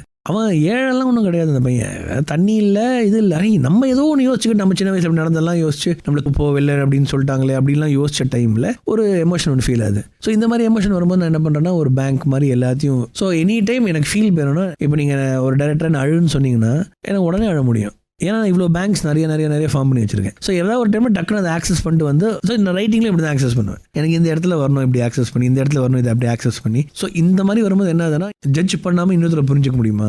அதனால தான் நீங்கள் இந்த நாங்கள் அப்பா கேரக்டரை பற்றி இவ்வளோ தூரம் நீங்கள் சொல்கிறீங்க. ஏன்னா ஜட்ஜ் பண்ணி எடுத்திருந்தேன்னா ஈஸியாக இருக்கும், இந்த அப்பா மோசம் அப்படின்னு சொல்லி பசங்களை எடுத்து வச்சு போயிருக்கலாம். பட் அது கிடையாது, நம்ம லைஃபும் அது கிடையாது. ஸோ அட் எவ்ரி ஜங்ஷன் இப்போது எனக்கு சில பேர் ரொம்ப கோவம் இருக்கும், ஏதோ ஒரு மிஸ்டேக் பண்ணிட்டு போயிருப்பாங்க, கோவம் இருக்கும். அந்த கோவத்தில் கூட ஒரு 2 நாள் கோவப்பட்டு 3ஆவது நாள் வந்து யோசிக்கணும் என்ன நடந்திருக்கும். யோசிச்சு பார்க்கும்போது சரி ஓகே. அது அந்த பேரன்பில் ஒரு சூப்பர் சீன் ஒன்று இருக்கும். நம்ம ராம் சார் சொல்கிற மாதிரி, ராம் சார் என்கிட்ட ஒன்று சொன்னால் வந்து, சார் ரெஜிஸ்டர் பண்ணி கொடுங்க சார், ஒரு வேளை காப்பி கீப்பி அடிச்சிட்டாங்கன்னா அதை சிரிச்சுட்டு காப்பி அடிச்சு அடிச்சுக்கிட்டு தம்பி அதில் என்ன இருக்குது இன்னொரு கதை எழுதி போனால் அனுப்பிச்சு கொடுத்தாரு. அந்த மேஜிக் வந்து பேரன்பில் இருக்கும். அந்த அஞ்சலி கேரக்டர் வந்து மம்முட்டி சாரை வந்து ஏமாற்றிட்டு அந்த சீன் அழுதுட்டு என்னன்னு கேளுங்க, ஏன்னு கேளுங்க இல்லைங்க, என்ன மாதிரி ஒருத்தர் நீங்கள் ஏமாத்தணும்னு உங்களுக்கு தோணுச்சுன்னா உங்களுக்கு ஒரு கஷ்டம் இருக்கும்ல, பரவாயில்லன்னு சொல்லுவார். அந்த மேட்டர் தான் அது எப்பயோ ஒன்று சொல்லி ஒரு லாக் அடிச்சுட்டு போகிறல, இதெல்லாம் ஆக்சஸ் பண்ணி வச்சுக்க வேண்டியது தான். ஏதோ ஒன்று நடக்கும்ல. சினிமாவில் இருக்கிற பியூட்டி என்னன்னா, பிளாக்கு ஒயிட்டுனுக்கு பதில் அந்த கிரே ஷேடில் இருக்கும்போது மேஜிக்கே வேறு. நாங்கள் அப்பா கேரக்டர் கிரே ஷேடு, அம்மா கேரக்டர் கிரே ஷேடு தான். எனக்கு ஈஸி இல்லை அம்மாவை தேவதையாக காமிச்சிட்டு அப்பாவை வந்து வில்லனாக காட்டுறது ரொம்ப ஈஸி இல்லையா? இன்னும் கொஞ்சம் ரெவல்யூஷனே பண்ணுமா, அம்மாவை வெள்ளியாக காமிச்சிட்டு அப்பாவை தேவதையாக காட்டுறது ஈஸி. கிரேயில் வச்சோம் வைங்களேன், நீங்கள் தான் ஜட்ஜ் பண்ணணும். அது ஜட்ஜ்மெண்ட் மாறிட்டே இருக்கும். நீங்கள் ஒவ்வொரு வருஷம் படம் பார்க்கும்போது உங்களுக்கு வேறு ஒரு தாட் வந்துக்கிட்டே இருக்கும். நீங்கள் கம்பெனி ரன் பண்ணுறதுக்கு முன்னாடி எப்படி இருந்தது சினிமா? உங்களோட லைஃப்பில் எப்படி வந்தது சினிமா ஃபியூச்சர், இல்லை சினிமா பற்றின ஸ்டடீஸ்? இல்லை சினிமா பற்றி நீங்கள் படத்தை பார்க்குற மாதிரி சின்ன வயசில் நாங்கள் பண்ணது ஒன்று தான். படம் பார்ப்போம், வீட்டுக்கு போய் ஏதோ கொஞ்சம் வீட்டு வேலை பண்ணிட்டு எப்போயா ஸ்கூலுக்கு போயிட்டு வருவோம். எங்கள் அப்பா என்ன பண்ணுவாருன்னா படம் கூட்டு போயிட்டே இருப்பார். எந்த பிரச்சனையாக படத்தை போய் உட்காந்துப்போம். ஸோ நமக்கு தெரிஞ்சதெல்லாம் படம் மட்டும்தான். அப்புறம் அந்த லைப்ரரியில் போய் புக் எடுத்து வந்து புக்கு படிப்போம். இது 2 தான் நான் பண்ணியிருக்கேன் என் வாழ்க்கையில். இது 2 தான் ஞாபகம் இருக்கு எனக்கு. ஸோ சின்ன வயசில் என்ன பண்ண போகிறோம் கேட்டால் நான் யோசிச்சுட்டே இருந்தேன், நம்ம என்ன பண்ணலாம், சரி சினிமா தான் பண்ண போகிறோம். நான் அப்பலேருந்து சினிமா மட்டும் தான் சொல்லியிருக்கேன், நான் வேறு எதுவும் சொன்னேன். நடுவில் ஒரு கப்பல் ஆஃப் ஒரு 1-2 இயர்ஸ் சயின்டிஸ்ட்னு சொன்னேன். அப்புறம் ரொம்ப படிக்கணும்னு சொன்னாங்க. அதனால் சின்ன வயசுலேயே வந்து அதெல்லாம் கேட்சாச்சே நோ ஒன்லி சினிமா அப்படின்னு சொல்லி சின்ன வயசுலேருந்து எங்கள் அங்கிள் என்ன சொல்கிறாருன்னா, ஒரு ஃபுட்டேஜ் இருக்குது 6-7 வயசில் உனக்கு என்னடா போகிறேன்னா, நான் சினிமா போகிறேன்னு சொல்லியிருக்கேன் நீ அப்படின்ற. நான் சொன்ன அந்த ஃபுட்டேஜ் இருந்தால் கொடுங்க, ஃபியூச்சரில் ஏதாவது யூஸ் ஆகும்போது போட்டு வச்சுக்கலாம் அப்படின்னு. சின்ன வயசுல எனக்கு சினிமா மட்டும்தான் சார், ஆல்வேஸ் மை ட்ரீம். நான் வேறு எதுவும் யோசிச்சதும் கிடையாது. ஸோ நான் 12th முடிச்ச உடனே நான் வேறு எந்த காலேஜ்லாம் போகல. 12th முடிச்ச உடனே நான் வந்து ஃபிலிம் ஸ்கூல் ஜாயின் பண்ணிட்டேன். எடிட்டிங் அண்ட் சவுண்ட் டிசைன் பண்ணேன். அப்புறம் 2 இயர்ஸ் டைரக்ஷன் பண்ணேன். So cinema is always been my thing. ஆனால் என்னன்னா, காலேஜ் படித்து முடிச்சுட்டு இமீடியட்டாக ஒரு ஒர்க் தேவை இல்லை, ஒரு எக்ஸ்பீரியன்ஸ் எக்ஸ்போஷர் தேவைன்னு சொல்லும்போது எனக்கு ஒரு டிவி சேனலில் எனக்கு வேலை கிடச்சிச்சு. டிவி சேனலில் நான் அசோசியேட் ப்ரொடியூசராக சேர்ந்து டாக்குமெண்ட்ரிஸ், மியூசிக் வீடியோஸ், நிறைய அவங்களுக்கான ஷார்ட் ப்ரோமோஸ், ஷார்ட் கண்டென்ட் நிறைய ஷூட் பண்ணிட்டு இருந்தேன் டிவிக்காக. ரொம்ப என்ஜாய் பண்ணேன். 3.5 years ஒர்க் பண்ணேன். Everyday shoot. அதுலேயும் நடுவில் ஒரு 8 மாதங்க அப்புறம் எனக்கும் கேமராமேனுக்கும் சண்டை வந்து நாங்கள் பாஸ் கிட்ட போயிட்டு, பாஸ் நான் தான் கேமரா பண்ண போகிறேன்னு சொல்லி அலும்பெல்லாம் பண்ணி, அப்போ நான் விக்னேஷ் ராஜா நாங்கள்லாம் ஒரே பேட்ச். எவ்ரிடே ஷூட் போவோம், எவ்ரிடே வருவோம். ஒவ்வொரு நாளைக்கு ஒவ்வொருத்தனுக்கு ஒரு டிப்ரெஷன் வரும். அப்போ டிப்ரெஷன் வரும்போது டிப்ரெஷனுக்கான இடத்துக்கு ஒவ்வொருத்தன் கூப்பிடுவோம் ஒவ்வொரு நாள். ஸோ வாரம் ஃபுல்லாக அங்கே எப்படி டைம் ஸ்பெண்ட் பண்ணுவோம். அது ஒரு நல்ல எக்ஸ்பீரியன்ஸு. அதெல்லாம் முடிச்சுட்டு ஒரு 3 வருஷத்துக்கு அப்புறம் இந்த கம்பெனியோட கொள்கையெல்லாம் கொஞ்சம் மாறி வேறு மாதிரி பண்ணுறோம் அப்படின்னு சொன்னோன்னே நம்ம சரி போதும் அப்படின்னு சொல்லி வெளில வரும்போது என்ன பண்ணலான்னு சொல்லும்போது, எவ்வளோ நாள் தான் நம்மளும் வேலை செஞ்சுட்டு இருப்போம், இன்னொருத்தருக்கு இல்லை நம்ம பாஸ் ஆகிடலாம் அப்படின்னு சொல்லி கம்பெனி ஆரம்பிக்க போகிறேன்னு இவன் மாதிரி. அப்போ தான் அந்த ஃபேஸ்புக் படம்லாம் பார்த்த time, I'm CEO censor word அப்படி வரும்போது நம்மளும் மார்க் ஜக்கர்பர்க் மாதிரி ஐஎம் சிஇஓ சென்சார்ட் வேர்டு அப்படின்னு சொல்லிட்டு அப்படிலாம் யோசிச்சு கம்பெனி ஆரம்பிக்கலாம்னு சொல்லி நானும் கம்பெனிலாம் ஆரம்பிச்சு. அதுக்கப்புறம் தான் தெரிஞ்சுட்டு கம்பெனி ஆரம்பிக்கிறது ஈஸி, ரெஜிஸ்டர் பண்ணுறதுலாம் லாயர் கிட்ட பண்ணிடுறான், வேலை வேணும்னு சொல்லும்போது அப்போ தான் அலைய ஆரம்பிக்கிறேன். ஒரு கிளைண்ட்டாக பிடிச்சி ஃபஸ்ட் இயர் ஒன்றுமே இல்லை, 0. ஃபஸ்ட் இயர் மொத்தமாக நாங்கள் ஏர்ன் பண்ணது 14,000 ரூபா. ரெண்டு கட்டணும் இது கட்டணும் பிஎஃப்லாம் எடுத்து கொடுத்து எல்லாம் போய் ஃபஸ்ட் இயர் எண்டில் எங்களுக்கு வந்து ஒரு செக் வந்துச்சு, 3 lakhs rupees செக் வந்துச்சு. ஐயோ, அந்த 3 lakhs செக்கை போட்டு 25,000 எடுத்து வீட்டுக்கு எடுத்துகிட்டு போகும்போது அப்பா அப்படின்னு சொல்லி அதை ஆரம்பித்து அது ஒரு நிறைய போய் கிளைண்ட்டு போய் ஆட்ஸ் பண்ணி அப்போ டைரக்ஷன் எக்ஸ்பீரியன்ஸ் நிறைய வந்து அதுக்கப்புறம் ஒரு டைமில் என்னோட கேமரா ஃப்ரெண்ட்ஸு இந்த கிருஷ்ணசேகர், ரவீந்திரா. கிருஷ்ணசேகர் வந்து ஹவுஸ் ஓனர்லாம் ஷூட் பண்ண போயிட்டான். எல்லாரும் போடும்போது நம்மக்கிட்ட நம்ம பட்ஜெட்டுக்கு ஏற்ற கேமராமேன் யாரும் இல்லை. வெளில கேட்டால் அவன் கொல்ல வேலை சொல்கிறான். நம்மளே கேமரா பண்ணுவோம்னா அங்கே தான் கேமரா பண்ண ஆரம்பித்தேன். சின்ன ஆட்ஸ் தான், சின்ன பட்ஜெட்டட் ஆட்ஸ் தான். பட் இதான் பிரச்சனை கூட எடிட்டிங்கில் கிரேடிங்கில் மாற்றிக்கலாம்னு சொல்லி நானே பண்ண ஆரம்பித்தேன். பண்ண ஆரம்பிக்கும் போது எல்லாரும் சொல்ல நல்லா இருக்குன்னு சொல்லும்போது நிஜமாக நல்லா இருக்கு. நமக்கு எப்படி எனக்கு அது தெரியாது. நான் சத்தியமாக சொல்கிறேன், டிராக்டர் ரயில் உட்காந்தது கிடையாது, கிரெயினில் உட்காந்தது கிடையாது. நாங்கள் அது எதுவுமே இல்லை. இப்போ நான் தெலுங்கு படம் ஒன்று ஷூட் பண்ணுறேன். அது வந்து எல்லா லைட்டை வச்சு நம்ம ஷூட் பண்ணுவோம், எப்படி இருக்குன்னு பார்ப்போம், நம்ம லைட்டிங் வருதான்னு பார்ப்போம் அப்படின்னு சொல்லி எடுத்த ப்ராஜெக்ட் அது. அதுலேயும் எல்லாரும் பார்த்து வந்து எல்லாரும் அப்ரிஷியேட் பண்ணாங்க. நான் ட்ராக்ல உட்காந்ததே கிடையாது, எல்லாமே ட்ராக் ஷாட்ஸ் தான், க்ரெயினில் உட்காந்ததே கிடையாது. நம்ம வீட்டுக்கு நம்ம எங்கே போய் க்ரெயின் உட்காருவோம் என்னவோ தெரியல. எனக்குன்னு அது உட்காந்து எடுக்கிற எனக்கு அது தெரியுது, இப்படி தான் வரும்னு தெரியும். அந்த கேமரா ஒர்க் மட்டுமா, டைரக்ஷன் வித் ஒன்லி கேமரா போய்ட்டு எல்லா ஷார்ட்ஸும் நம்ம தான் டிசைன் பண்ணுறது. ஒன்றும் இல்லை. இப்போ செகண்ட் படம் மார்ச்சில் ஆன் ஃப்ளோர் போயிடும், அனௌன்ஸ்மெண்ட்லாம் வந்துடும். அதுக்கு ஒரு பெரிய ஒரு பயங்கரமான ஒரு ஆக்ஷன் ஃபில்ம் அது நான் தான் கேமரா பண்ணுறேன். அதுக்கு நமக்கு ஒரு ப்ராக்டிஸ் வேணும்ல. பட் அதில் நமக்கு அது என்ன அந்த லைட்டு கேமரா நம்ம எங்கே வச்சாலும் அதுக்கு அதில் ஒரு மேஜிக் இருக்குது. அதில் ஒரு வாழ்க்கையில் எதுவுமே புரியல கூட நீங்கள் செட்டில் விட்டு ஒரு லைட்ஸும் கேமரா கொடுத்துட்டீங்கன்னா எனக்கு ஒரு லாங்குவேஜ், ஒரு எக்ஸ்பிரஷனாக ஒரு சென்டர் வந்துடுது. நானே நிறைய வாட்டி கேட்டுப்பேன், நமக்கு என்னடா அது இவ்வளோ கிஃப்ட்டு கொடுத்துட்டு போயிருக்காரு. ட்ராக் ராயில் உட்காந்ததே கிடையாது நான் லைஃப்பில். நான் ட்ராக் ஷாட்ஸ் காமிச்சுன்னா என் ஃப்ரெண்ட்ஸ்லாம் வாயை பொழந்து என்னடா பண்ணுறேன்னு தெரியலடா வருதுடா அப்படின்னு. ஸோ ஐ திங்க் அது ஒரு gift, it's just been given to me. So சின்ன வயசுலேருந்து எனக்கு வேறு எதுவும் ஆசையும் கிடையாது, இருந்ததும் கிடையாது. இப்போ நான் கூட பேசும்போது ஆக்சுவலாக எனக்கு எப்படி தோணுதுன்னா, நான் எதுக்காகலாம் காத்துட்டு இருந்தனோ, நான் எதெல்லாம் உணரணும்னு நினச்சனோ, இந்த கான்வர்சேஷன் மூலியமா எனக்கு என்ன பேசணும் முக்கால்வாசி ஞாபகம் இல்லை. ஆனால் மனசுக்குள்ளே பயங்கர ஹாப்பினஸ் ஒன்று இருக்குது. இதுதான்டா சினிமா, இதுதான்டா நீ வந்த, நீ என்னடா வேறு எதெல்லாமோ யோசிச்சுக்கிட்டு இருக்க, இதுதான்டா சினிமா, அந்த ஒரு ஹாப்பினஸ் இருக்குது. ஸோ ஆக்சுவலாக I like radio. I think best radio interview நினைக்கிறேன். மனசார எல்லாத்தையும் அப்படியே கொட்டிடுறோம்னு நினைக்கிறேன், ஒரு தெரப்பி செஷன் மாதிரி. Thank you so much sir. நாங்கள் வெளியான பிறகு அங்கீகாரங்கள் நம்ம எதிர்பாராத இடத்துல இருந்து வந்திருக்கோம்ல, ராம் சார் அதை முன்னெடுத்தாரு. வெளியான பிறகு கிடைச்ச அங்கீகாரம் எப்படி? வெளியான பிறகு எப்படின்னா சில பேர் நான் தேட்டரில் எங்கேயாவது போயிட்டு நம்ம ஓரமாக உட்காந்து பார்க்குற டைமில் வெளியில் நிறைய பேர் பேசினாங்க. சார் நீங்கள் தானே டைரக்டர்னாங்க. ஆமாம், உங்கள் இன்டர்வியூ பார்த்தோம் நாங்கள், சரின்னு. சில பேர் ரொம்ப எமோஷனலாக பேசினாங்க. அதெல்லாம் பண்ணும்போது தான் தோணுது, இல்லைடா இது மக்களுக்கு போய் சேருது, இது ஓகே லிமிட்டடாக தான் போய் சேர்ந்தாலும் போய் சேருதுங்கிற ஒரு ஹாப்பினஸ் ஒன்று இருக்குது. ரெண்டாவது என்ன, ஆன்லைனில் நம்ம பார்க்குறோம்ல, இப்போ திடீர்னு it's a great film, it's a beautiful film அப்படின்னு சொல்லி நிறைய பேர் 4 ஹவர் கிட்ட பார்க்க முடியுமா, அதை ரிலீஸ் பண்ணிக்கலாம்னு சொல்லும்போது ரொம்ப ஹாப்பியாக இருக்குது. சரி ஓகே, இதுக்குன்னு ஒரு ஜேர்னி ஸ்டார்ட் ஆயிருக்கு. இந்த ஜேர்னி எப்போ முடியும்னு தெரியாது, பட் ஒரு ஜேர்னி ஸ்டார்ட் ஆச்சு. நம்ம பண்ண சினிமா கரெக்டான சினிமா, தப்பான படம் கிடையாது. நம்ம மனசார ஒன்று பண்ணியிருக்கோம், அது ரெசனேட் ஆகுதுங்கிறதுல வெரி வெரி வெரி ஹாப்பி. ஏன்னா ஒர்க் பண்ண க்ரூ காஸ்ட் எல்லாருமே ஒரு கூட தான் ஒர்க் பண்ணியிருக்காங்க. அவங்க எல்லாத்துக்குமே இது ஒரு பிகினிங் பாயிண்ட் தான். இதுக்கான ரெகக்னிஷன் முழுசாக கிடச்சிச்சா அவங்களுக்குன்னா என்னை பொறுத்த வரைக்கும் இன்னும் கிடைக்கல, பட் கிடைக்கும். ஸ்லோவாக அது எங்கே கிடைக்குமோ அது கிடைக்கும் அப்படிங்கிறது தான் ஒரு இது. எனக்கு என்னென்னா, ஐ திங்க் இன் டைம் இன்னும் நிறைய ஆடியன்ஸ்க்கு போய் ரீச் ஆகும்போது I think the gratification will be even higher. But I'm very happy.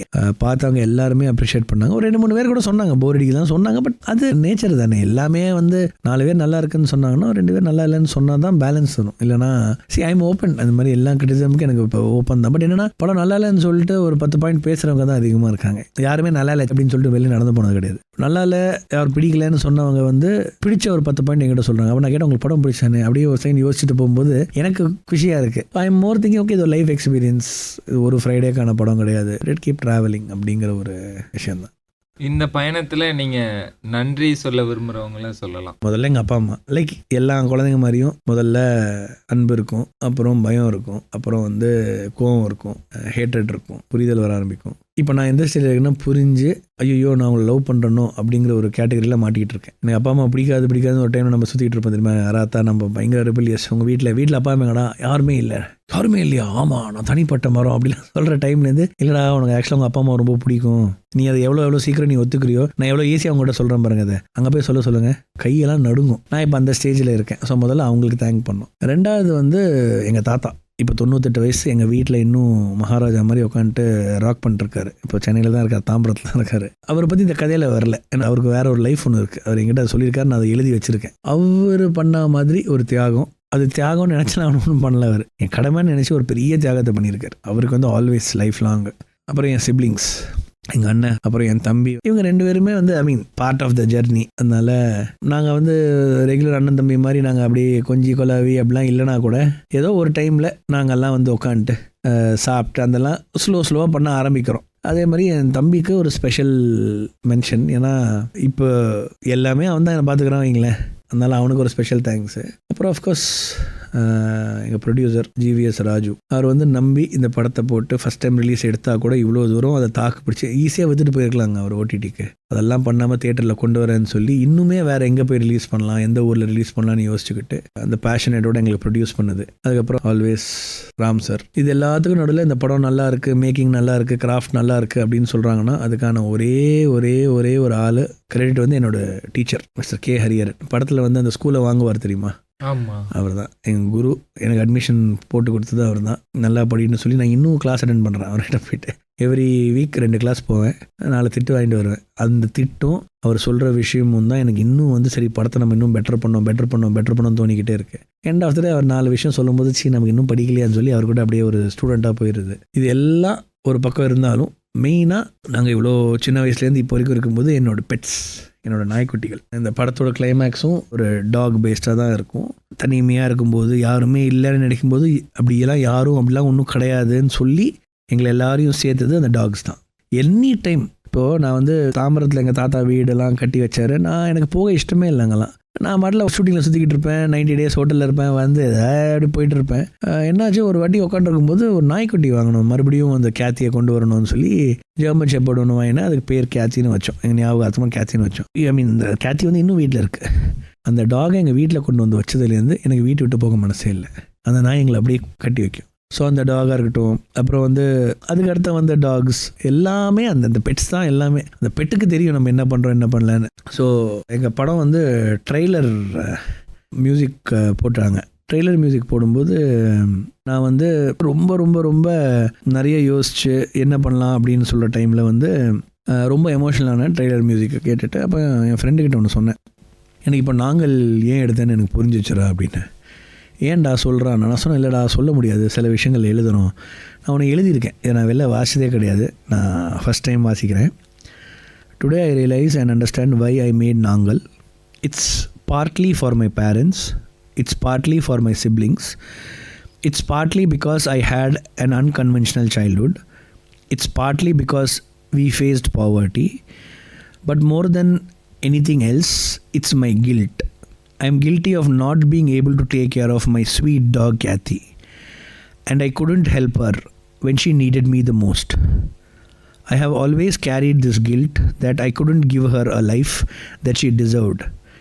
It's sad that she had to leave us the way she did, somewhere that's probably better than a life with us then. This guilt haunted me as a child, haunting me as an adult. I did abandon my child and I made Nangal because no one probably remembers my sweet Kathy. She probably means nothing to anyone anymore. I couldn't let that happen. Kathy was a major part of my life and I couldn't take care of her. I may never be able to come to terms with the fact that I couldn't help her and I lost her. But at least I've made her memory last forever. So. ரொம்ப நன்றி சார். Akashvani Chennai FM rainbow 101.4க்கு வந்ததுக்கு.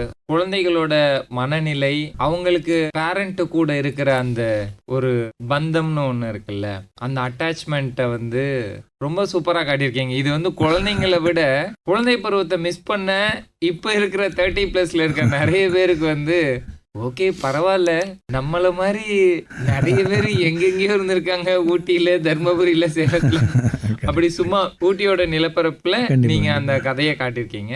வெவ்வேறு நிலப்பரப்புல இருக்கிற பலருக்கும் இதை கடந்து நம்ம வரணும்ல அப்படிங்கிற ஒரு இடத்த காட்டியிருக்கு.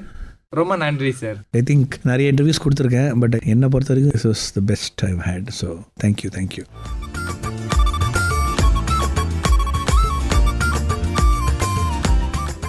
நேர்களே, நாங்கள் பட இயக்குனர் அவினாஷ் பிரகாஷ் அவரோட நேர்காணல் தான் கேட்டு ரசித்தோம்.